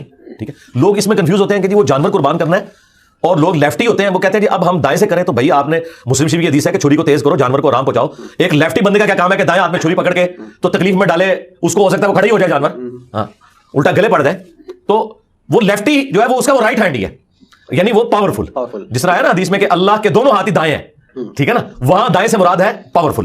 اچھا, تو جو آپ نے پاورفل کام کرنا ہے وہ ایک لیفٹی پہ لیفٹ ہینڈ سے ہی کرے گا. اس کا کوئی کام نہیں بنتا کہ وہ جناب دائیں ہاتھ سے کرنے کی سنت کے اوپر عمل کر کے تو اپنے آپ کو مصیبت میں ڈالیں. مجھے بتائیں آپ سودا صرف لینے گئے ہیں, ایک وزنی چیز ہے, اور آپ کہیں جی میں دائیں ہاتھ سے اٹھاؤں گا, بجائے کہ اپنا پاؤں توڑ بیٹھے ہیں کسی کے پاؤں پہ گرا دیں, اور آپ وہ سنت پہ عمل کرتے ہوئے کسی کے فرض پڑھنے مشکل کر دیں, کسی کا پاؤں توڑ دیں, تو یہ کون سی آپ دین کے اوپر عمل کر رہے ہیں؟ تو آپ یاد رکھیے گا وہ سنتیں جو نبی علیہ السلام نے مشروع فرمائی ہیں دین کے طور پر, وہ تو آپ کریں گے. اب کدو شریف کھانا یہ کوئی دین کا حصہ نہیں ہے, نبی علیہ السلام کی ذاتی پسند ہے. صحابہ کرام محبت کرتے تھے, کدو کھاتے تھے, لیکن اگر کسی کو ناپسند ہے تو اس کو آپ گستاخی رسول نہیں کہیں گے. جسے ہم کہتے ہیں قاضی ابو یوسف نے تلوار نکال لی تھی. یار کتنے جاہل لوگ ہو یار, کیوں اپنے بزرگوں کو بے عزت کرواتے ہو یہ بات کر کے؟ خود نبی علیہ السلام نے کتنی حلال چیزیں ناپسند فرمائی ہیں اپنی ذاتی شغف کی وجہ سے. بخاری مسلم میں آتا ہے خالد بن ولید بیٹھے ہوئے تھے, نبی علیہ السلام بیٹھے ہوئے تھے, تو گوہ کا گوشت لایا گیا, دسترخوان پہ رکھا گیا, اور خالد بن ولید کہہ رہے ہیں میں کھاتا جا رہا ہوں, نبی علیہ السلام میری طرف کیوں کر کے دیکھ رہے ہیں. میں کہ یا رسول اللہ آپ فرمائیں میرے علاقے کی زانی میرا دل نہیں اس کی طرف مائل ہوتا. بس تو کیا نبی علیہ السلام نے اللہ کی نعمت ٹھکرا دی؟ یہ وہ حدیثیں ہیں جو ان مولویوں نے چھپائی ہوئی ہیں. کہتے ہیں ہم نے چھپائی نہیں, بس ڈسکس نہیں کی. یار ڈسکس کر کے بتاؤ نا امت کو. ہمارے جو نوجوان بچے ہیں وہ بیچارے انہی چکروں میں پڑے رہتے ہیں کہ ہماری چیز دائیں ہاتھ سے پکڑنی ہے, یہ بائیں ہاتھ سے پکڑنی ہے. خدا کے لیے یار کیوں لوگوں کو مصیبت میں ڈالا ہوا ہے؟ سب سے بڑی مصیبت یہ ڈالی ہوئی ہے انہوں نے کہ آپ کھڑے ہو کے پانی نہیں پی سکتے. وہ حدیث منسوخ ہے صحیح مسلم کی, اور اس کی ناسخ حدیث بخاری میں ہے. مولا علی اپنے دور خلافت میں کوفے جب شفٹ ہوئے تو انہوں نے وضو کیا, لوگوں کو وضو کا طریقہ سکھایا مسجد کے اندر, اور پھر جو بچا ہوا پانی تھا نا اس برتن میں کھڑے ہو کر پبلکلی پیا, اور کہا کہ کوفے کے لوگوں میں نے دیکھا ہے کہ تم لوگ اس چیز کو معیوب سمجھتے ہو, جبکہ میں نے اللہ کے نبی علیہ السلام کو کھڑے ہو کے پانی پیتے ہوئے دیکھا. یہ حدیث ناسخ ہے اس حدیث کی کہ شروع میں تھا, بعد میں منع کرتی ہے. مسلم شریف میں حدیث ہے کہ شروع میں آگ پہ پکی ہوئی چیز کھانے کے بعد وضو تھا. بعد میں چیز سے منع کر دیا گیا اور اجازت دے دی گئی. تو نبی اسلام نے جامع ترمذی میں حدیث ابن عمر کہتے ہیں ہم نبی اسلام کے مبارک زمانے میں کھڑے ہو کر کھانا بھی کھاتے تھے اور پانی بھی پی لیتے تھے, نبی اسلام نے کبھی منع نہیں فرمایا. آپ مجھے بتائیں, ایک بندہ دوستوں کے ساتھ واک کرنے نکلا ہے, اس بیچارے نے اپنی جیب میں چند مونگ پھلی کے دانے ڈالے ہوئے ہیں یا کچھ چنے ڈالنی ہیں, اب اس نے کھانے ہیں تو وہ تھوڑی تھوڑی دیر بعد جا کے کہیں بیٹھتا ہے اور منہ میں ڈال دیا. خدا کے لیے یار یہ کون سا دین آپ لوگوں کو سکھا رہے ہیں؟ ٹھیک ہے, اور آپ اندازہ کریں کہ یہ لوگ ایسی ایسی باتیں کرتے تھے. جب ہم چھوٹے تھے نا تو یہ سبز پڑھنے والی جماعت میں تھے, وہ کہتے تھے کھڑے ہو کے جب آپ پانی پیتے ہیں نا تو ڈائریکٹ جا کے مسانے پہ گرتا ہے. اندازہ کریں ہمارے بزرگوں کو میڈیکل سائنس بھی نہیں آتی تھی, مسانے پہ کہاں جا کے گرتا ہے, وہ کہتے ہیں کہ مسانے کمزور ہو جاتا ہے. انہیں پتہ ہی نہیں کہ پانی کہاں سے ٹریول کر کے مسانے تک پہنچتا کب ہے. جس طرح وہ ایک ویڈیو وائرل ہے, وہ کہتے ہیں کہ جی آپ نے روزے کی حالت میں استنجا احتیاط سے کرنا ہے ورنہ پانی اوپر چڑھا جائے گا. یار ان سے پوچھو کہ ان کو, اچھا اس میں وہ کہتے ہیں میدے تک پہنچنے کا اندیشہ ہے. اللہ کے بندو, میدے تک تو تم سارے مل کے بھی پانی نہیں پہنچا سکتے. تمہیں اندازہ ہی نہیں کہ میدا کب آتا ہے, اور میدے کے بعد چھوٹی آنت پھر بڑی آنت, کوئی موٹر بھی لگائے نا تو تب بھی وہاں نہیں پانی پہنچا سکتا. تو یہ گریوٹی کے اپوزٹ کہاں سے پہنچ گیا؟ اس سے آپ اندازہ لگائیں. یہ اپنے بزرگوں کے بارے میں کلیم کرتے ہیں نا, ان کی بڑی خدمات ہیں, انہیں بڑا علم غیب تھا, ان کو بیسک سائنس بھی نہیں آتی تھی. بیسک سائنس بھی نہیں آتی کہ پانی انڈر گریوٹی نیچے جاتا ہے اوپر چڑھتا ہے. یہ لوگوں کی حالت ہے اور لوگوں کو پریشان کیا ہوا ہے, اور لوگ پھر ہم سے مسئلے پوچھ رہے ہوتے ہیں کہ جناب یہ روزہ ٹوٹ جاتا ہے. جی اندازہ کریں. اچھا جب سائنس کی بات ہوئی تو سائنس سے ایک سوال ذہن میں آ گیا کہ قدرتی آفات پوری دنیا میں آتی ہیں. جاپان, ساؤتھ کوریا, وہ ایک ایریا ایسا ہے کہ وہاں پہ زلزلے اکثر آتے رہتے ہیں لیکن وہاں پہ نقصان نہیں ہوتا. انگلینڈ, یورپ میں وہاں پہ بارشیں بہت زیادہ ہوتی ہیں لیکن وہاں پہ کبھی سیلاب نہیں آتا. ہمارے ہاں جب بھی کوئی مسئلہ ہوتا ہے تو ہم اللہ پہ ڈال دیتے ہیں کہ اللہ کا عذاب ہے, جیسے ابھی ریسنٹ زلزلہ آیا یہاں پہ اور اس طرح ترکی میں آیا زلزلہ. تو ذرا قرآن و حدیث کی روشنی میں اور سائنس, کیونکہ آپ کے پاس ماشاء اللہ آپ کی پوری ریسرچ ہے, تو دونوں حوالے سے بتا دیں کہ صرف اللہ کا عذاب ہوتا ہے, اور اگر ہم اس کا کوئی سد باب کرتے ہیں تو سد باب کرنا کیا گناہ میں شامل ہو جاتا ہے؟ میرے بھائی قیامت کی ساری نشانیاں پاکستان میں پوری ہو رہی ہیں. دنیا تو دن بدن ترقی کر رہی ہے. یہ ہم کام چور لوگوں کا ایک اسکیپ روٹ ہے, اور شریعت نے اس کی اجازت نہیں دی کہ آپ اس طرح کے معاملات اللہ تعالیٰ کے اوپر ڈالیں. اللہ تعالیٰ نے انسان کو ترقی کروائی ہے نا, اور آپ نے اپنے معاملات کو گیون سرکمسٹانسز میں لے کر چلنا ہے. نبی صلی اللہ علیہ وآلہ وسلم اور ان کے اصحاب اس طرح کے معاملات کو اس طریقے سے لے کر چلا کرتے تھے. جو چیزیں دوسرے ملکوں میں اپرچونٹیز ہیں, ہمارے لیے وہ عذاب بنی ہوئی ہیں. عذاب ہو تو ہر جگہ ہی آئے نا. معذرت کے ساتھ اس کا سلوشن یہ ہے کہ جس طرح یورپ نے ویٹیکن سٹی میں بٹھا دیا تھا نا مولویوں کو اپنے, جب تک آپ اپنے مولویوں کو نا سائڈ پہ نکال کے نا کسی ناردرن ایریا میں کوئی ویٹیکن سٹی نہیں بناتے نا, اس وقت تک اس پاکستان کی ترقی نہیں ہو سکتی. اللہ یہ کہ وہ خود سائنس کی تعلیم حاصل کریں اور لرن کریں اور قرآن و سنت بھی پڑھیں. آپ مجھے بتائیے سورہ یوسف کے اندر جب اس بادشاہ نے خواب دیکھا تھا کہ 7 جو ہے موٹی گائے چل رہی تھیں نیل سے نکل کے, اور پھر ایک 7 خشک زمین سے پتلی گائے نکلی اور ان کو کھانا شروع ہو گئی, اور اس خواب کی تعبیر بتائی سیدنا یوسف علیہ السلام نے. اس کے بعد پتہ کیا الفاظ ہیں قرآن میں؟ انہوں نے کہا کہ آپ مجھے وزیر خوراک بنا دیں, میں امانت دار بھی ہوں اور اس معاملے کو بہتر طریقے سے ٹیکل کر سکتا ہوں. انہوں نے یہ نہیں کہا کہ میں دعا کروں گا انشاءاللہ یہ ٹل جائے گی. اور وہ کس طریقے سے وہ 7 سال خوشحالی کے آئے, اس میں انہوں نے گندم زیادہ کاشت کی, اس کو سٹوں کے اندر رہنے دیا, باہر دانے نہیں نکالے کیونکہ وہ ایکسپوز ہوں گے اور وہ خراب ہو جائیں گے. یہ بھی اللہ نے ان کو ایک ٹیکنیک سکھائی تھی. اور پھر اگلے 7 سال تک نہ صرف خود گندم استعمال کی بلکہ دور دراز سے لوگ, ان کے بھائی بھی آگے, آپ کو پتا ہے, اور اس طریقے سے شام سے یہ لوگ مصر شفٹ ہوئے. تو حضرت یوسف علیہ السلام نے تو ٹیکنالوجی کا استعمال کیا, اسے عذاب لگی. حالانکہ یہ اس سے بڑا کیا عذاب تھا؟ آپ کو یہ بتایا جاتا نا قحط آ جائے گا, بارشیں ہونا بند ہو جائیں گی. اور بھائی 7 سال بارشیں نہیں ہوئی. یوسف علیہ السلام نے کوئی رونا پیٹنا نہیں ڈالا, انہوں نے اسے مینج کیا. یقین کریں ہم اس ملک میں, آپ کے پلیٹ فارم سے میں پاکستانی نیشن تک یہ پیغام پہنچاؤں گا, اللہ کے بندو آپ اس ملک میں ہیں جہاں 330 دن سورج نکلتا ہے, سولر انرجی آپ کے پاس اویلیبل ہے. آپ کے پڑوسی ملک نے, انڈیا نے, ایک سولر بہت بڑے ایک ایریا کے اندر ایسا ایک پورا پلانٹ لگایا سولر کا پورا سسٹم کہ پورے پاکستان کی جو ڈیمانڈ ہے اس سے زیادہ وہ ایک جگہ سے لے رہے ہیں سولر. اچھا جی 22,000 میگا واٹ ایک جگہ سے لے رہے ہیں صرف سولر سے, ابھی ونڈ انرجی الگ سے. اور چائنا میں آپ چلے جائیں, وہ تو کہہ رہے ہیں 2060 تک ہم گرین انرجی کریں گے. سعودی عرب جن کو آپ کہتے ہیں عربی برتما آ گئے, سرکار وہ گندم ایکسپورٹ کر رہے ہیں, پھل ایکسپورٹ کر رہے ہیں, مچھلی ایکسپورٹ کر رہے ہیں. ریتلی زمینوں میں کیا انہوں نے جنگل میں منگل کر دیا. اور ہم ابھی تک اس چکر میں ہیں کہ فوج کا سیاست میں کردار ہونا چاہیے یا نہیں ہونا چاہیے, جوڈیشری کو لچ تلنا چاہیے یا نہیں تلنا چاہیے. ہمارے یہ مسئلہ ہے میرے بھائی, ہم ان مسئلوں سے جب تک باہر نہیں نکلتے ہم کچھ نہیں کر سکتے. تو جس ملک میں 330 دن سورج نکلتا ہے, اس ملک میں جن لوگوں نے کروڑوں کی گاڑیاں رکھی ہوئی ہیں, کروڑوں کے بنگلے بنائے ہوئے ہیں, 20-25 لاکھ روپے کا 10 kVA کا ایک سسٹم اپنے گھر میں نہیں لگا سکتے تاکہ وہ بجلی جو وہ یوز کر رہے ہیں وہ غریب کو ملے. آج بھی گورنمنٹ جو آپ کو 25 روپے کا یونٹ دے رہی ہے نا, گورنمنٹ کو وہ 40 سے 50 روپے کا پڑتا ہے. اوپر صدقہ خیرات کا 15 روپے گورنمنٹ آپ کو سبسڈائز کر کے دیتی ہے. ایک امیر آدمی کا کام تو نہیں ہے کہ وہ وابڈا سے سستی بجلی لے رہا ہے سبسڈائز. کیوں؟ وہ تو افورڈ کر سکتا ہے. جو 1 کروڑ کی گاڑی افورڈ کر سکتا ہے وہ 20 لاکھ کا سولر سسٹم نہیں اپنے گھر لگا سکتا. میں نے ملک ریاض صاحب سے اس طریقے سے ڈی ایچ اے کے جو کرتے دھرتے ہیں, سٹی ہاؤسنگ کے کرتے دھرتے ہیں, جدھر زیادہ بجلی استعمال ہو رہی ہے, کیونکہ ہمارے ملک کا 40% جو لوڈ ہے وہ ایئر کنڈیشن کے اوپر ہے. ان سے میں نے ریکویسٹ کی کہ یار آپ لوگ پابند کرو کہ 1 سال سے زیادہ بجلی نہیں دیں گے, اپنے سولر لگاؤ, بورنگ بھی کرائیے, سولر بھی کراؤ, تاکہ کم از کم یار غریبوں کے لیے بجلی اویلیبل ہو. یہ آپ کام کرو. تو مجھے اس سے ہے کہ وہ اپرچونٹی بناتے ہیں, یعنی دنیا پانی سے ڈیم بناتی ہے, ہم پانی کو ڈیم بنانے کی بجائے وہ غریبوں کے اوپر چھوڑ دیتے ہیں, ان کی فصلیں برباد کرتے ہیں, اور پھر اس نام کے اوپر ہم دوسرے ملکوں سے چندے ہتھے آتے ہیں, اور وہ چندے بھی جو ہتھے آتے ہیں نا وہ بھی اپنے اوپر لگاتے ہیں. آپ دیکھیں وہ ہمارے وہ جو بھائی ہیں ARY کے اوپر پروگرام کرتے ہیں, شاہ جی کیا نام ہے ان کا, اقرام الحسن, انہوں نے جو پروگرام کیا یار میرے تو آنسو آ گئے. یار کتنے ظالم ہیں یہ سندھ کے آفیسرز کہ وہ امداد کے کمبلوں کو اور وہ سامان کو کس طریقے سے بیچ رہے ہیں اور غریبوں تک پہنچ نہیں رہا جن کے نام کے اوپر وہ آیا ہے. تو یہ کیا سمجھتے ہیں, یہ بچ جائیں گے؟ بخاری مسلم میں حدیث ہے کہ بدترین گڈریا وہ ہے جو حکمران ہے. جس طرح ایک گڈریا بھیڑ بکریوں کے اوپر ہے نا, سب سے بدترین گڈریا وہ ہے جو حکمران ہے. اگر اس نے انصاف نہ کیا اس پہ جنت حرام ہو جائے گی. یہ گڈریا تو دنیا میں نقصان اٹھائے گا نا, جو حکمران ہے وہ نہیں بچنے کا. یہ حکمران یہ نہ سمجھے کہ ہماری ذمہ داری نہیں ہے. نہیں, سرکار جس طریقے سے تم لوگ ایفرٹ کر کے پرائم منسٹر بننے کی کوشش کرتے ہو تو کیا سمجھتے ہو کہ تمہاری پکڑ نہیں ہوگی؟ یقین کریں کہ یہ لوگ عام انسان بن کے رہنا تو جنت میں جانے کے چانسز ہیں. یہ اگر کسی پوسٹ میں بیٹھ گئے جہنم ان کی کنفرم ہے, اگر یہ لوگ انصاف نہ دے سکے. تو اس اعتبار سے ہمارے ملک کے اندر عذابات کو بجائے اللہ تعالیٰ پہ ڈالنے کے, اللہ تعالیٰ نے یہ اپرچونٹی آپ کو دی ہے, اس کو آپ اویل کریں. میں تو کہتا ہوں کہ جو کچھ امریکہ میں ہو رہا ہے, ٹورناڈوز وہاں پہ آتے ہیں, اچھا وہاں پہ سمندری طوفان آتے ہیں, تو وہ تو کئی سو سال سے اللہ کے نظام میں, لیکن انہوں نے اسے اپرچونٹی بنایا ہوا ہے, سب کچھ مینج کیا ہوا نا انہوں نے. جاپان دیکھیں, اتنے زلزلے آتے ہیں لیکن ان کی بلٹ ٹرین جو ہے نا وہ ڈسٹرب نہیں ہوتی, وہ فوراً رک جاتی ہے. وہ آپ ویڈیوز دیکھیں کس طرح انہوں نے وہ الارم سسٹم بنایا ہوا ہے, تو سرکاروں نے کر دیا, سب کچھ کر کے بتایا.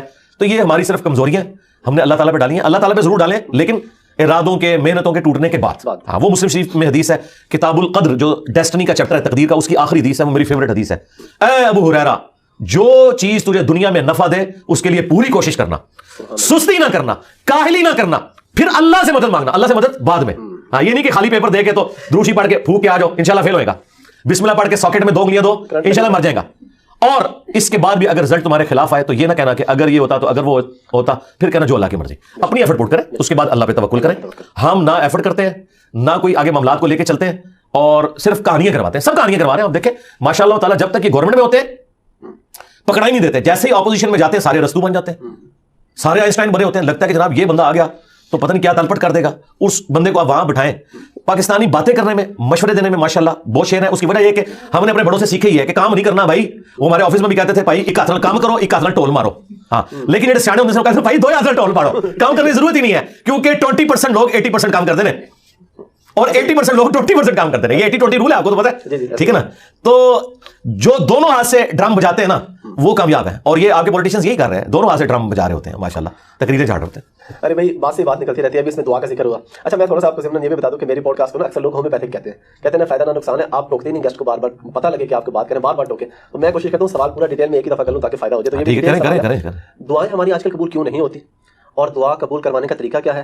وسیلے سے دعا مانگنا جائز ہے یا ناجائز ہے؟ اعمال کا وسیلہ دے کے, بزرگوں کا وسیلہ دے کے, یا کسی کے پاس جا کے, کسی کی قبر پہ جا کے اللہ سے ہی مانگنا, یا روضہ رسول پہ جا کے اللہ سے مانگنا صلی اللہ علیہ وسلم. اس پہ تھوڑی, یہ تو 5-6 سوالات آپ نے اکٹھے کر دیا, میں ترتیب سے لے کے چلتا ہوں. دیکھیں دعا کبھی مسلمان کی رد نہیں جاتی. مسند احمد میں حدیث ہے کہ مسلمان کی دعا کبھی بھی رد نہیں جاتی, یہ ذہن میں رکھیے گا. نبی اسلام فرمایا کہ وہ 3 طرح سے قبول ہوتی ہے, یا جو کچھ مانگا وہ مل جائے گا, یا اس کے بدلے کوئی بہتر نعم البدل مل جائے گا, کوئی مصیبت بھی ٹال سکتی ہے, اور اگر یہ نہ ہوا تو وہ تمہاری دعا قیامت کے دن کے لیے اسٹور کر دی جائے گی, تمہیں اجر ملے گا. لہٰذا یہ تو اپنے دماغ سے نکال دیں کہ دعا ریجیکٹ ہوتی ہے, دعا کبھی بھی ریجیکٹ نہیں ہوتی. دوسری بات, دعا کرنا آپشنل نہیں ہے, یہ مسلمان پہ فرض ہے. جو مسلمان دعا نہیں کرتا وہ اللہ کا نافرمان ہے, اللہ تعالیٰ کا باغی ہے, اللہ تعالیٰ اس سے ناراض ہوتا ہے. ادعونی استجب لکم ان الذین یستکبرون عن عبادتی, سورہ المؤمن کی آیت نمبر 60 ہے. اے میرے بندو مجھ سے مانگو, جو لوگ مجھ سے دعا کرنے میں تکبر کرتے ہیں میں انہیں ذلیل و خوار کر کے جہنم میں داخل کروں گا. دنیا کے بادشاہ تو مانگنے پر ناراض ہوتے ہیں, اور ہم اس بادشاہ کی عبادت کرتے ہیں کہ جس سے نہ مانگا جائے تو وہ ناراض ہوتا ہے.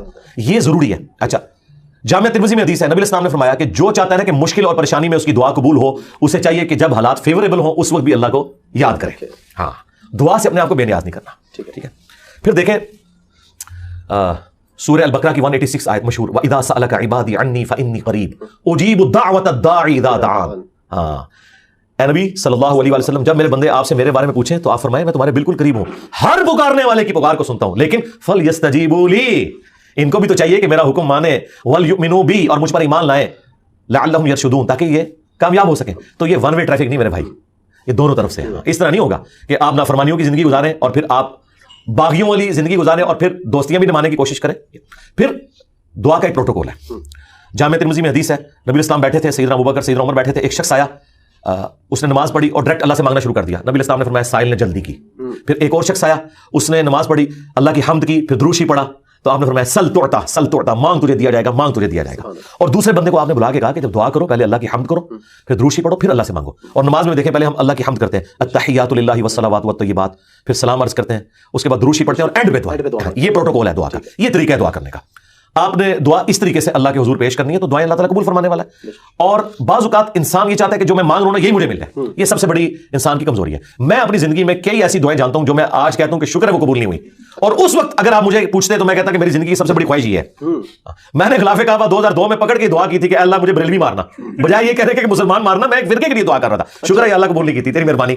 آندہ بھی کوئی دعا قبول نہ آتے, اسی میں بہتری ہے جو قرآن میں ہے نا, کہ جس چیز سے تم کراہت محسوس کر رہے ہوتے ہو این ممکن ہے اس میں تمہارے لیے خیر چھپی بھی ہو. اللہ جانتا ہے, تم نہیں جانتے. بعض اوقات انسان کسی چیز میں کراہت محسوس کر رہا ہے, اس میں خیر چھپی بھی ہے, اور جس چیز کو محبت کی نظر سے دیکھ رہا ہے اس میں اس کے لیے شر چھپا ہے. اس کو ڈاکٹر ذاکر نائک نے بڑی مثال پیاری دی تھی کہ آپ کا امریکہ میں کوئی بزنس ہو اور آپ نے فلائٹ سے پہنچنا ہو, میٹنگ ہو آپ کی, اور وہ میٹنگ آپ اٹینڈ کریں تو آپ کو کروڑوں کا بزنس ملنے والا ہے, اور اگر رہ جائے تو آپ کا اتنا نقصان ہو جائے گا سارے بزنس مین کے لیے. آپ جیسے ہی ٹریفک کے لیٹ ہونے کی وجہ سے ایئرپورٹ پہنچے اور آپ کو پتا چلے کہ وہ جہاز اڑ گیا جس میں آپ نے جانا تھا, تو آپ کہیں گے میری زندگی کی سب سے بری خبر تھی جو میں نے سنی. اور اسی گاڑی میں واپس آتے ہوئے آپ کو خبر ملے کہ وہ جہاز کریش کر گیا, تو آپ کہیں گے وہ میری زندگی کی سب سے بہترین خبر تھی جو میں نے اس وقت سنی تھی, شکر ہے میں نہیں بیٹھا اس میں. ایک ہی خبر تھوڑی دیر پہلے زندگی کی بدترین خبر تھی, اور اگلے لمحے وہ سب سے اچھی. اچھا, اس چیز کو اللہ نے قرآن میں حضرت موسیٰ اور خضر کے واقعے میں سمجھایا, جس میں وہ ایک بچے کی گردن مروڑ دیتے ہیں. وہ یہ نہیں ہے کہ یہاں کو پیر بچوں کی گردن مروڑیں گے, وہ فرشتہ تھا, وہ حضرت اسرائیل والا کام کر رہا تھا, اس کو اللہ تعالیٰ نے اتنی عمر بچے کو دینی تھی. لیکن اس کے جواب میں انہوں نے کیا کہا کہ تمہارے رب نے ارادہ کیا کہ اس سے بہتر اولاد نے دے, کیونکہ اس اولاد نے ذلیل کروانا تھا ماں باپ کو. تو مسئلہ تقدیر سمجھایا گیا نا کہ اگر کوئی تکلیف پہنچتی ہے تو آپ کو نہیں پتا. اور واسف علی واسف صاحب کہتے ہیں میں ایک دفعہ داتا دربار بیٹھا ہوا تھا, ایک بندہ دعا کر رہا تھا یا اللہ جو 25 سال پہلے میں نے دعا مانگی تھی وہ واپس لے لے, یہی وہ ریپیٹ کر رہا تھا. تو میں نے اسے بعد میں پوچھا کہ یہ آپ کیا بات کر رہے ہیں, تو کہنے لگا میں نے, میری بیٹی ہی تھی, ساری اچھی نکلی ہیں, لیکن میری تسلی نہیں ہوتی تھی. 25 سال پہلے میں نے ایک بیٹا مانگا رو رو کے, کتنی منتوں سے مرادوں سے, اور وہ چرس اور ہیروئن کے نشے میں پڑ گیا, تو گھر کا سارا سامان اس نے بیچ دیا. تو بڑا بہتر کیا تھا اللہ نے جو مجھے بیٹا نہیں دیا ہوا تھا, تو یا اللہ دعا واپس لے لے. ٹھیک ہے, اس لیے آپ نے اپنے معاملات کو ذرا دیکھ کے بھی چلنا ہوتا ہے, لیکن دعا ضرور مانگیں. اللہ تعالیٰ کے بارے میں پیسمسٹک نہ ہو, آپٹیمسٹک. نبی اسلام کی حدیث ہے بخاری مسلم میں کہ کبھی یوں بھی دعا نہیں کرنی کہ اگر یا اللہ تو چاہے, اگر مگر نہیں, پورے پیشن سے مانگے, صحیح دعا مانگے. اور مسلم شریف میں حدیث ہے نبی اسلام کے ایک صحابی اتنے بیمار ہوئے کہ وہ ہڈیوں کا پنجر بن گئے. نبی اسلام ان کی عادت کرنے گئے, آپ نے کہا کہ تو اللہ سے کیا مانگتا ہے یہ جو تیری حالت ہوئی ہوئی ہے؟ تو نے کہا یا رسول اللہ میں اللہ سے ایک ہی دعا مانگتا ہوں کہ اے اللہ جو تو نے مجھے آخرت میں عذاب دینا ہے نا دنیا میں دے لے. نبی اسلام نے کہا سبحان اللہ, اللہ پاک ہے, یہ تو نے کیا عقیدہ بنایا ہوا ہے. یعنی حضور جب حیران ہوتے تھے نا تو یعنی غلطیوں سے پاک تو اللہ ہی ہے, یہ کہتے تھے.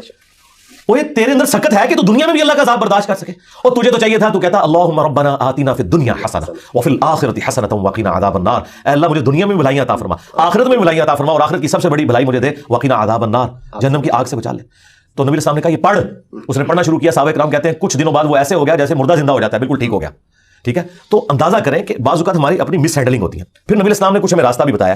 بخاری مسلم میں حدیث ہے جس کی خواہش ہو کہ اس کی عمر دراز ہو جائے اور اس کے رزق میں برکت ہو. یہی دو دعائیں ہیں جس کے پیچھے لوگ درباروں میں بھی جاتے ہیں, ادھر ادھر ذلیل ہوتے ہیں کہ جی صحت والی زندگی ہو, لمبی ہو, ظاہر انسان کے اندر اللہ نے خواہش رکھی ہے, اور فراخی ہو. نبی اسلام نے دونوں چیزیں گنوائی. بخاری مسلم کے الفاظ ہیں جو یہ چاہتا ہے نا وہ اپنے رشتہ داروں کے ساتھ اس نے سلوک کرے, شریکا نال. ہاں پنجابی کہیں شریکا نال, کیونکہ انسان دوسروں میں لگا لیتا ہے, شریکا نہیں دیتا. جدھر یعنی آپ کے وہ کامن انٹرسٹ ہوتے ہیں نا وہ شریک ہوتے ہیں نا وہ, اس لیے آپ دیکھیں یہ سارے تعویذ داغے بھی شریک کرواتے ہیں. کبھی کسی محلے دار نے کسی پہ تعویذ نہیں کرایا, وہ آپ کے شریک ہی کروا رہے ہوتے ہیں. جہاں جیلسی فیکٹر تھا وہیں خرچ کرنے کے اوپر اللہ تعالیٰ نے اجر رکھا ہوا ہے, اور یہ آپ کے اوپر کتنی بڑی آزمائش ہے. جہاں آپ خرچ نہیں کرنا چاہتے وہاں آپ نے خرچ کرنا ہے. اب جو آپ نے وسیلہ اور توسل کی بات کی, وہ صحیح بخاری میں حدیث ہے 1010 نمبر حدیث 1010 کہ حضرت عمر فاروق رضی اللہ تعالیٰ کے دور میں جب قحط پڑ جاتا تو وہ دعا کرتے اللہم, اللہ تعالیٰ کو مخاطب کر کے کہ اے اللہ انا کنا نتوسل الیک بنبینا, پہلے ہم تیرے نبی سے دعائیں کروایا کرتے تھے, اب ان کی وفات کے بعد ان کے چچا کو لے کے آئے, ان کی دعا کی برکت سے بارش نازل فرما, اور وہ بارش نازل ہو جاتی. یہ حضرت عمر نے امت کو عقیدہ دیا ہے کہ توسل اور وسیلہ یہ نہیں ہے کہ کسی کے واسطے آپ نے ڈالنے اللہ کو, بلکہ یہ ہے کہ اس نیک بندے سے جا کے دعا کروانی ہے. بخاری مسلم میں ہے کہ بارش نہیں ہوتی تھی, صحابہ کرام نبی اسلام سے دعا کرواتے تھے, دعا کی برکت سے بارش ہو جاتی تھی. اب قبر رسول پہ جا کے آپ نے نبی اسلام سے کوئی نہیں مانگنا. ہاں وہ دعاؤں کی قبولیت کی جگہ ہے, وہاں کھڑے ہوں صلاۃ السلام عرض کریں. 4 کتابوں میں موجود ہے, المصنف ابن ابی شیبہ میں, سنن کبری البیہقی میں, الموطأ امام مالک میں, فضل الصلاۃ علی النبی کے اندر کہ صحابہ کرام اور خصوصاً ابن عمر کے بارے میں کہ مسجد نبوی میں وہ آتے, پہلے سفر پہ جاتے یا واپس آتے, پہلے مسجد نبوی میں 2 نفل پڑھتے اور قبر رسول پر آ کے عرض کرتے السلام علیک یا رسول اللہ, السلام علیک یا ابا بکر, السلام علیک یا عمر. ایک روایت میں السلام علیک یا ابا, میرے باپ آپ پر سلام ہو.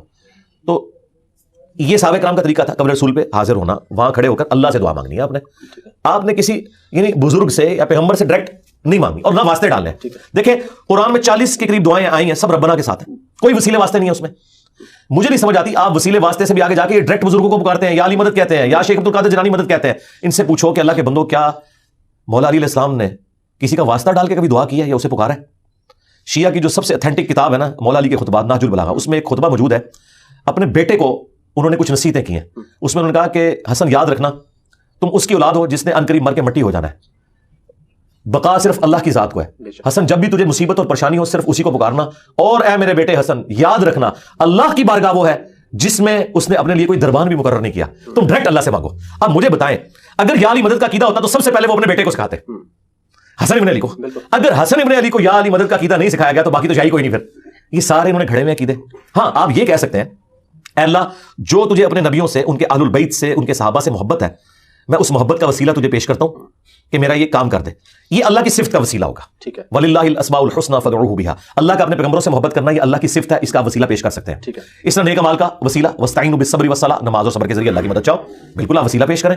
وہ 3 لوگ وہ غار میں پھنس گئے تھے, بخاری مسلم میں آتا ہے, انہوں نے اپنے عمل کا وسیلہ پیش کیا, یہ آپ کریں, بالکل کریں, اس میں تو کوئی شک والی بات نہیں.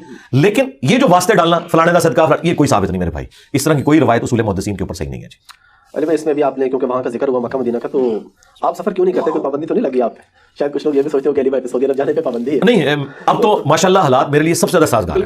وہ میں بتاؤں اس لیے کہ محمد بن سلیمان جو ہے نا یہ ہم جیسے بندوں کو سوٹ کرتا ہے. اس کی پالیسی سے آپ کو اختلاف ہو سکتا ہے, لیکن یہ یاد رکھیے گا یہ جو مذہبی پرورٹڈ طبقہ ہے نا, اس سے زیادہ جو سیکولر لوگ ہیں نا یہ دنیا کے لیے بینیفیشری ہیں. کیونکہ آج اگر ٹی ایل پی کی حکومت آ گئی نا تو وابی نہیں زندہ بچتے. ہاں یہ ذہن میں رکھیے گا. اور ادھر اگر وابیوں کی حکومت آ گئی نا تو نہ بریلوی زندہ بچیں گے, نہ بریلویوں کا کوئی مزار بچے گا. آپ دیکھیں محمد سلمان نے وہ تمام صحابہ کرام کی چیزیں رینیو کی, حضرت علی کا گھر بحال کر دیا, اور مسجد نبوی سے لے کے مسجد قباء تک وہ راستہ بنا دیا. وہ اس کو یہ بہت پہلے ان کو کرنا چاہیے تھا. ہسٹوریکل پلیسز کو آپ نے باقی رکھنا ہے, ٹھیک ہے, اور اس کے ذریعے مسلمانوں کو ایجوکیٹ کرنا ہے. وہ سب کچھ کر رہے ہیں. شرطوں کا اثر اور سوکھ بالکل اس نے آلموسٹ ختم کر دیا. وہ خود تنگ آیا ہوا ہے, اس کو پتا ہے کہ یار یہ ایک پرورٹڈ قسم کی نیچر ہے. ایک تو نا اصلاح والی پرورٹڈ نیچر, یہ نہیں ہونی چاہیے. تو اس سے بہتر تو حالات کوئی نہیں ہے. میں اس لیے نہیں چاہتا کہ میرے بھائی, میں نے 2002 میں عمرہ کیا, 2007 میں حج کیا, 2014 میں جب عمرہ کیا تو وہ میں نے اپنی بیوی کی خواہش پہ کیا تھا. میں نے حج کے بعد ارادہ کیا تھا کہ میں نے اس کام میں پیسے نہیں لگانے, میں ان پیسوں کو کسی غریب بچے کی تعلیم کا ذریعہ بنانے میں زیادہ اجر سمجھتا ہوں, کیونکہ پاکستان میں پاورٹی سرکل سے نکلنے کا واحد ذریعہ تعلیم ہے. ہم لوور مڈل کلاس سے اوپر آئے ہیں صرف تعلیم کی برکت سے, ادروائز ہم کسی لینڈ لارڈ کی اولاد تو نہیں تھے. تو اس لیے میری کوشش ہوتی ہے کہ میری جو جمع پونجی ہے نا, میں کسی غریب بچے یا بچی کی یونیورسٹی کا خرچہ اٹھاؤں. یہ 2014 میں میری وائف مجھے لے کے گئی تو میں اسے اس شرط پہ لے کے گیا کہ اس کے بعد میں نے نہیں حرم آنا, میں اس کو بہتر کام میں لگاؤں نا. میں نے تو ریشو پروپورشن دیکھنی ہے, حج ہم نے کر لیا, اور میں نے کعبے میں اسے یاد لیا تھا کہ اب ہم نے واپس نہیں اترانا. اب لوگ اسے کہیں گے فنیٹک ہونا, نہیں میرے بھائی, میں تو دیکھوں گا نا کہ مجھے نفع کہاں سے آتا ہے. ٹھیک ہے, تو نفع تو مجھے اس معاملے میں, نبی الاسلام نے بھی ایک ہی حج کیا نا زندگی میں, عمرے 4 کیا, ان میں سے بھی ایک قضا والا تھا. ٹھیک ہے نا, جس کے پاس استطاعت ہے وہ ضرور کرے. ہماری جمع پونجی اتنی ہے کہ یا ہم عمرہ کر لیں یا کسی غریب کی مدد کر لیں, تو ہم وہی کریں گے جو اس وقت ضرورت ہے پاکستان کو, پاکستان کی غریب عوام کو. اس کے پیچھے کوئی اور ریزن نہیں ہے. مجھے کوئی مفت بھی لے جائے, سعودی حکومت بھی آفر کرے, تب بھی میں نہیں جاؤں گا, اب ضرورت نہیں. لیکن لوگ اس سے پھر یہ نکال لیتے ہیں کہ پھر حج کی ضرورت ہی نہیں, ہم ساری غریبوں کو. نہیں, حج فرض آپ نے کرنا ہے. میں سمجھ گیا, لیکن میں پبلک کے لیے آپ سے کوشچن کر رہا ہوں کہ جو لوگ یہ کہتے ہیں فرض حج بھی نہیں کرتے کہ یار غریبوں کی, جو کہتے ہیں نا فرض حج نہیں کرنا, وہ کافر ہیں, گمراہ نہیں, کافر ہیں. اسلام کی بنیاد 5 چیزوں پہ ہے, بخاری مسلم میں ہے. کلمہ شہادت کے بعد نماز, زکوٰۃ, حج اور رمضان کے روزے. اور قرآن میں واضح ہے کہ جو استطاعت رکھتا ہے سورہ آل عمران میں, وہ اللہ کے گھر کا حج کرے. اور اگر کوئی بے پرواہی کرتا ہے نا تو اللہ تعالیٰ غنی ہے سارے جہان والوں سے. یہ ذہن میں رکھیے گا. حج چھوڑنے والا جان بوجھ کے اور اس کی تحقیر کرنے والا تو دار اسلام سے ہی خارج ہے, یہ تو آؤٹ آف کوسچن ہے. لیکن مجھے بتائیں یہ کون سا حج ہے, یہ کون سا عمرہ ہے کہ جاتے ہوئے بھی رشتہ داروں کو مل کے جاتے ہیں, انہیں تکلیف دیتے ہیں. یہ کہاں ہے کہ آپ نے ہر دفعہ مل کے جانا ہے؟ وہ اس لیے مل کے جاتے ہیں جب ہم واپس آئیں ہمیں مبارکباد دینے آئے.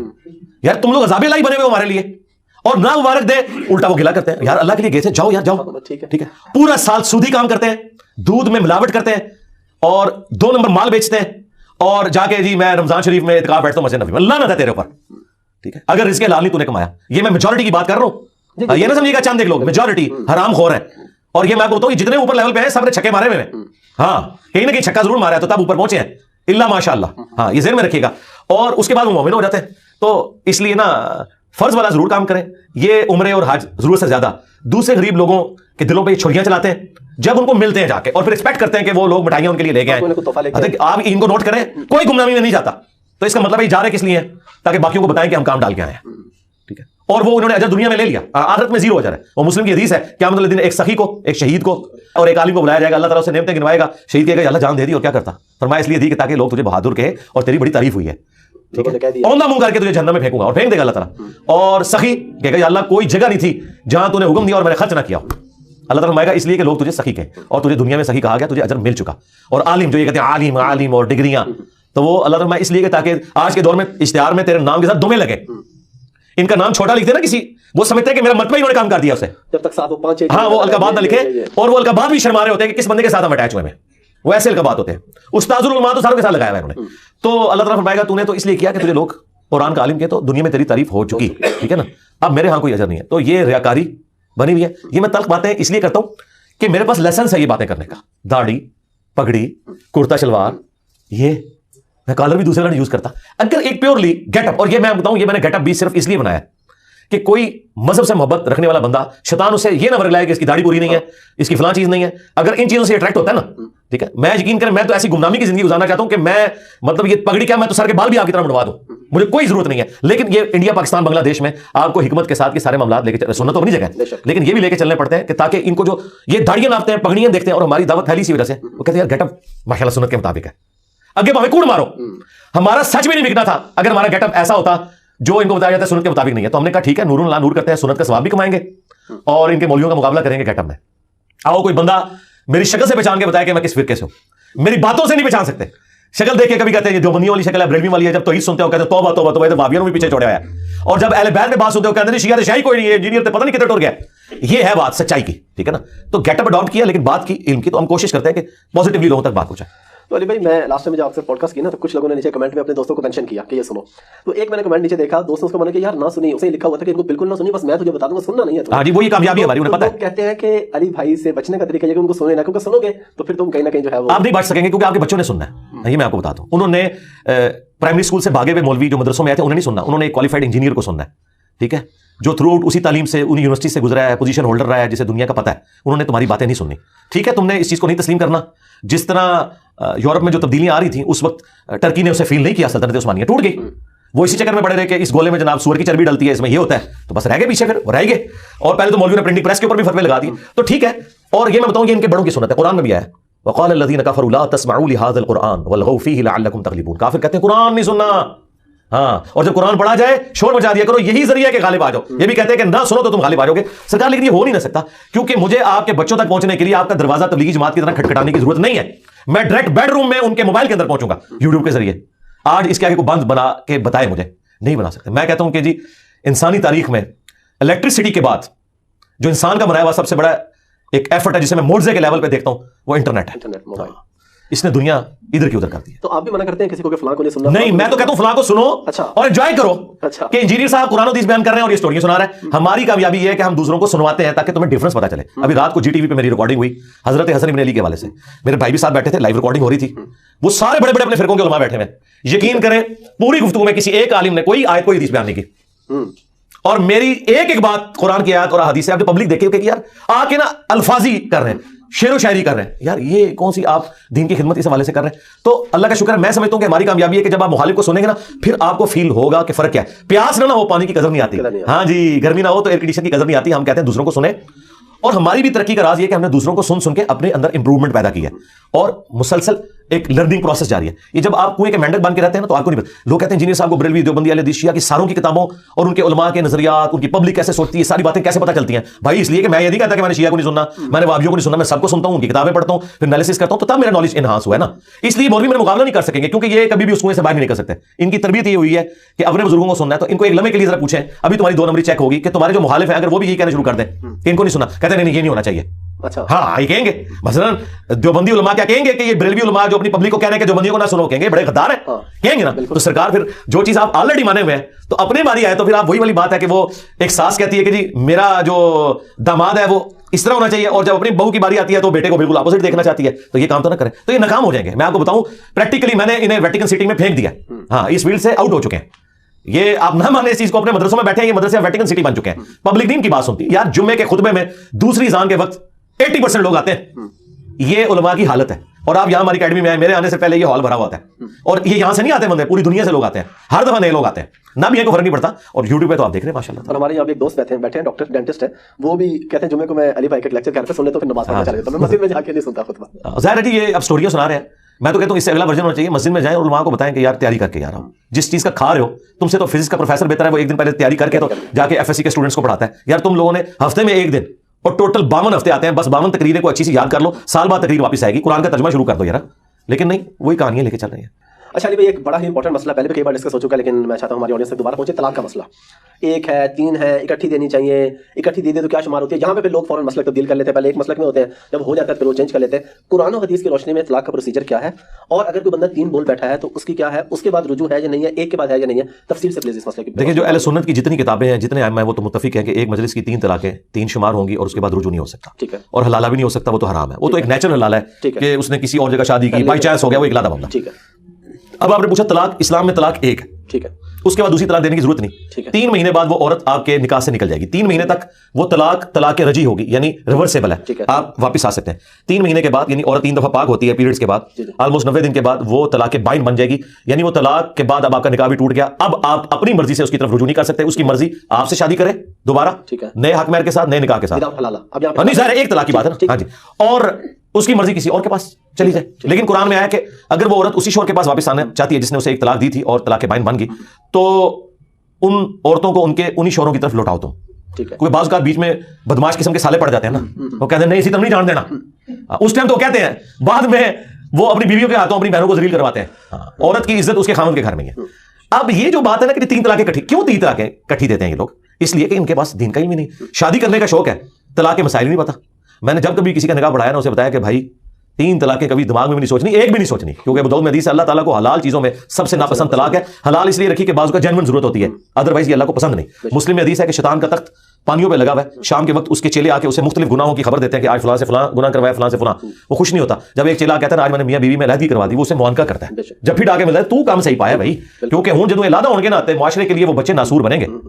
تو یہ اتنا نازک رشتہ ہے, اس میں ایجوکیٹ لوگوں کو کرنا چاہیے کہ ایک طلاق دیں, اور وہ بھی ضرورت پڑے تو, ادروائز ضرورت کوئی نہیں ہے.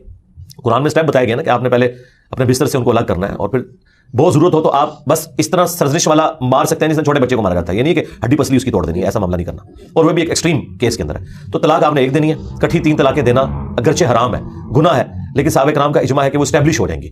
اس کے ثبوت میں مسلم میں حدیث ہے کہ حالت حیض میں طلاق دینا حرام ہے, لیکن نبی الاسلام نے عبداللہ بن عمر نے جب طلاق دی تو رجوع کروایا. جب ان سے پوچھا گیا اس طلاق کو شمار کیا گیا تھا, ان کا ہاں شمار تو کیا تھا, اس کے سوا تو چارہ نہیں تھا. حرام تھی لیکن اسٹیبلش ہو گئی. صحابہ کرام کا اس کے اوپر اتفاق ہے. الموطا ممالک میں پورا چیپٹر موجود ہے. وہ جو مسلم کی حدیث ہے نا کہ نبی الاسلام کے زمانے میں حضرت ابوبکر عمر کے ابتدائی دور میں 3 ایک شمار ہوتی تھی, وہ اس عورت کے لیے کہ جس کی رخصتی نہ ہوئی ہو, مرد نے اس کے ساتھ صحبت نہ کی ہو, اسے کہتے ہیں غیر مدخولہ. غیر مدخولہ عورت کو اگر مرد 3 طلاقیں دے تو وہ ایک ہی شمار ہوگی. اس مرد کے پاس اجازت ہے کہ وہ اس عورت سے دوبارہ شادی کر سکتا ہے, بشرطے کہ خلوت سیاح ثابت نہ ہو, یعنی رخصتی نہ ہوئی ہو. ونس رخصتی ہو گئی ہے, خلوت سیاح ہو گئی ہے, تو پھر آپ نے اسی رول کو فالو کرنا ہے کہ اگر 3 طلاقیں دے دی جو مرضی. اب یہ نہ جا کے اہل حدیثوں سے فتوے لیں, اہل حدیثوں میں بھی جو پڑھ لکھے علماء ہیں وہ چیز مانتے ہیں کہ یہ بعد میں یہ زیادہ ابن تیمیہ نے مسئلہ اٹھایا تھا, کیونکہ شیعہ کے ہاں یہ ایک مسئلہ تھا. خیر شیعہ کی تو اپنی بھی ریسٹرکشن عادت سے ہیں, بس ان سے متاثر ہو کے انہوں نے, یعنی یہ وہ مسئلہ ہے جس میں شیعہ اور وہابی ایک ہے. اچھا ویسے تو سمجھ لو اٹ کتے کا ویر تو نہیں کرنا چاہیے تھا, اور کوئی اس کے لیے کوئی مناسب چیز تو آپس میں ان کی دشمنی ہے. انڈیا پاکستان کا ویر کہہ لیں, اس مسئلے میں ان کا اتفاق ہے. تو بہرحال کتابیں جو ہیں اہل سنت کی وہ تو یہی بتاتی ہیں کہ صحابہ کرام نے 3 کو 3 شمار کیا ہے, اس میں دوسری رائے نہیں ہے. اور یہ جو لوگ جاتے ہیں فتوے لینے, وہ ان سے اسٹامپ پیپر پہ لکھوا لیتے ہیں کہ ہم اہل حدیث ہوتے ہیں. وہ اہل حدیث بس اس مسجد کے گیٹ تک ہی ہیں. ہاں, تو اس سے اندازہ لگائیں. میرے خیال لوگوں کو ایجوکیٹ کرنا چاہیے تاکہ لوگوں میں یہ کم علمی کی وجہ سے جو اس طرح کی حرکتیں آتی ہیں نا وہ نہ کریں. ابن عباس کا قول موجود ہے سنن کبری البیہقی کے اندر, الموطا ممالک کے اندر, کہ تم میں سے کوئی شخص غصے پہ آتا ہے اپنی بیوی کو 100 طلاقیں دیتا ہے, تو پھر آ کے کہتا ہے ہم کیا کریں. تو ابن عباس کیا کرے, جاؤ 3 طلاقوں کی وجہ سے تمہاری بیوی حرام ہوگی, استان میں تم نے مذاق کیا. تو یہ اس وقت ایک ٹرینڈ چلا تھا. حضرت عمر نے جو 3 کو 3 کیا تھا نا, انہوں نے ایک ایگزیکٹو آرڈر کے طور پر غیر مدخولہ کے لیے بھی کر دیا تھا, کیونکہ دوسرے ملکوں سے عورتیں آ رہی تھیں اور مرد پھر وہ نکاح ہوئے ہوتے تھے, رخصتی کے بعد میں ہوتی تھیں, تو مذاق بنایا ہوا تھا. تو تم نے کہا اب جو یہ کہے گا نا میں وہ 3 ہی اسٹیبلش کروں گا, رخصتی سے پہلے بھی اگر دے گا تو 3 اسٹیبلش کروں گا. یہ الموطا ممالک میں پورے چیپٹر موجود ہے. اور اس معاملے میں واقعی حضرت عمر کا یہ جو پولیٹیکل ڈیسیژن تھا یہ کوئی دین نہیں ہے. ہم کہتے ہیں آج بھی اگر کوئی 3 طلاقیں دیتا ہے غیر مدخولہ کو تو آپ ایک شمار کریں گے, نبی اسلام کے زمانے میں ہوتا تھا. حضرت عمر کا جو ڈیسیژن وہ اس وقت کے لیے انہوں نے ایک ایگزیکٹو آرڈر کے طور پہ کیا تھا, کوئی شرعی مسئلے کے طور پر نہیں, لیکن جس کی رخصتی ہوگی اس کی 3 ہی شمار ہوں گے. بہت شکریہ آپ کے ٹائم کا. لاسٹ میں کوئی میسج پبلک کے لیے پلیز. پبلک کے لیے میسج یہ ہے کہ رمضان شریف ہے جی، اس میں فل زور لگائیں، اللہ کو راضی کرنے کی کوشش کریں. جامعہ ترمذی میں حدیث ہے، المستدرک للحاکم کے اندر حدیث موجود ہے کہ تباہ و برباد ہو جائے وہ شخص جو رمضان کا مہینہ پائے اور اپنی مغفرت نہ کروا سکے. اور مغفرت کروانے کا سب سے بہترین ذریعہ یہ ہے کہ اللہ تعالیٰ نے آپ کے پیغمبر صلی اللہ علیہ وآلہ وسلم کو جو یہ کتاب دے کر بھیجا ہے، جسے ہم نے جزدان میں رکھ کے صرف اپنی بچیوں کو بیات وقت نیچے سے گزارنے کا ذریعہ بنایا ہوا ہے. اس سے زیادہ اس کی کوئی اہمیت نہیں ہے. اس کو ترجمے سے پڑھیں، اور عربی فی الحال اس کی چھوڑ دیں، آپ ترجمے سے پڑھ کے ایٹ لیسٹ نالج حاصل کریں کہ اللہ نے آپ سے بات کیا کی ہے. بس اس رمضان کو آپ قرآن کے نام کریں. رمضان اور قرآن لازم و ملزوم ہے. شہر رمضان الذی انزل فیہ القرآن ھدی للناس. رمضان کا مہینہ وہ ہے جس میں قرآن نازل ہوا جو پوری انسانیت کے لیے ہدایت ہے. تو اس ہدایت کو حاصل کرنے کا ذریعہ یہ ہے کہ اسے پڑھ کے سمجھیں. شہد کی شفا چاٹنے میں ہے، بوتل گلے میں لٹکانے میں نہیں ہے تعویذ بنا کے. اور قرآن کی شفا اسے جزدان میں لپیٹنا یا صرف اس کی تلاوت کرنا نہیں، بلکہ اس کے اندر دیکھیں اللہ تعالیٰ نے آپ سے کیا فرمایا. قرآن وہ مظلوم کتاب ہے جو دنیا میں سب سے زیادہ بغیر سمجھ کے پڑھی جاتی ہے. یہ اتنی مظلوم کتاب ہے، تو اس پہ ظلم نہ کریں. یہ آپ اپنے اوپر ظلم کر رہے ہیں. ٹھیک ہو گیا جی. Thank you very much.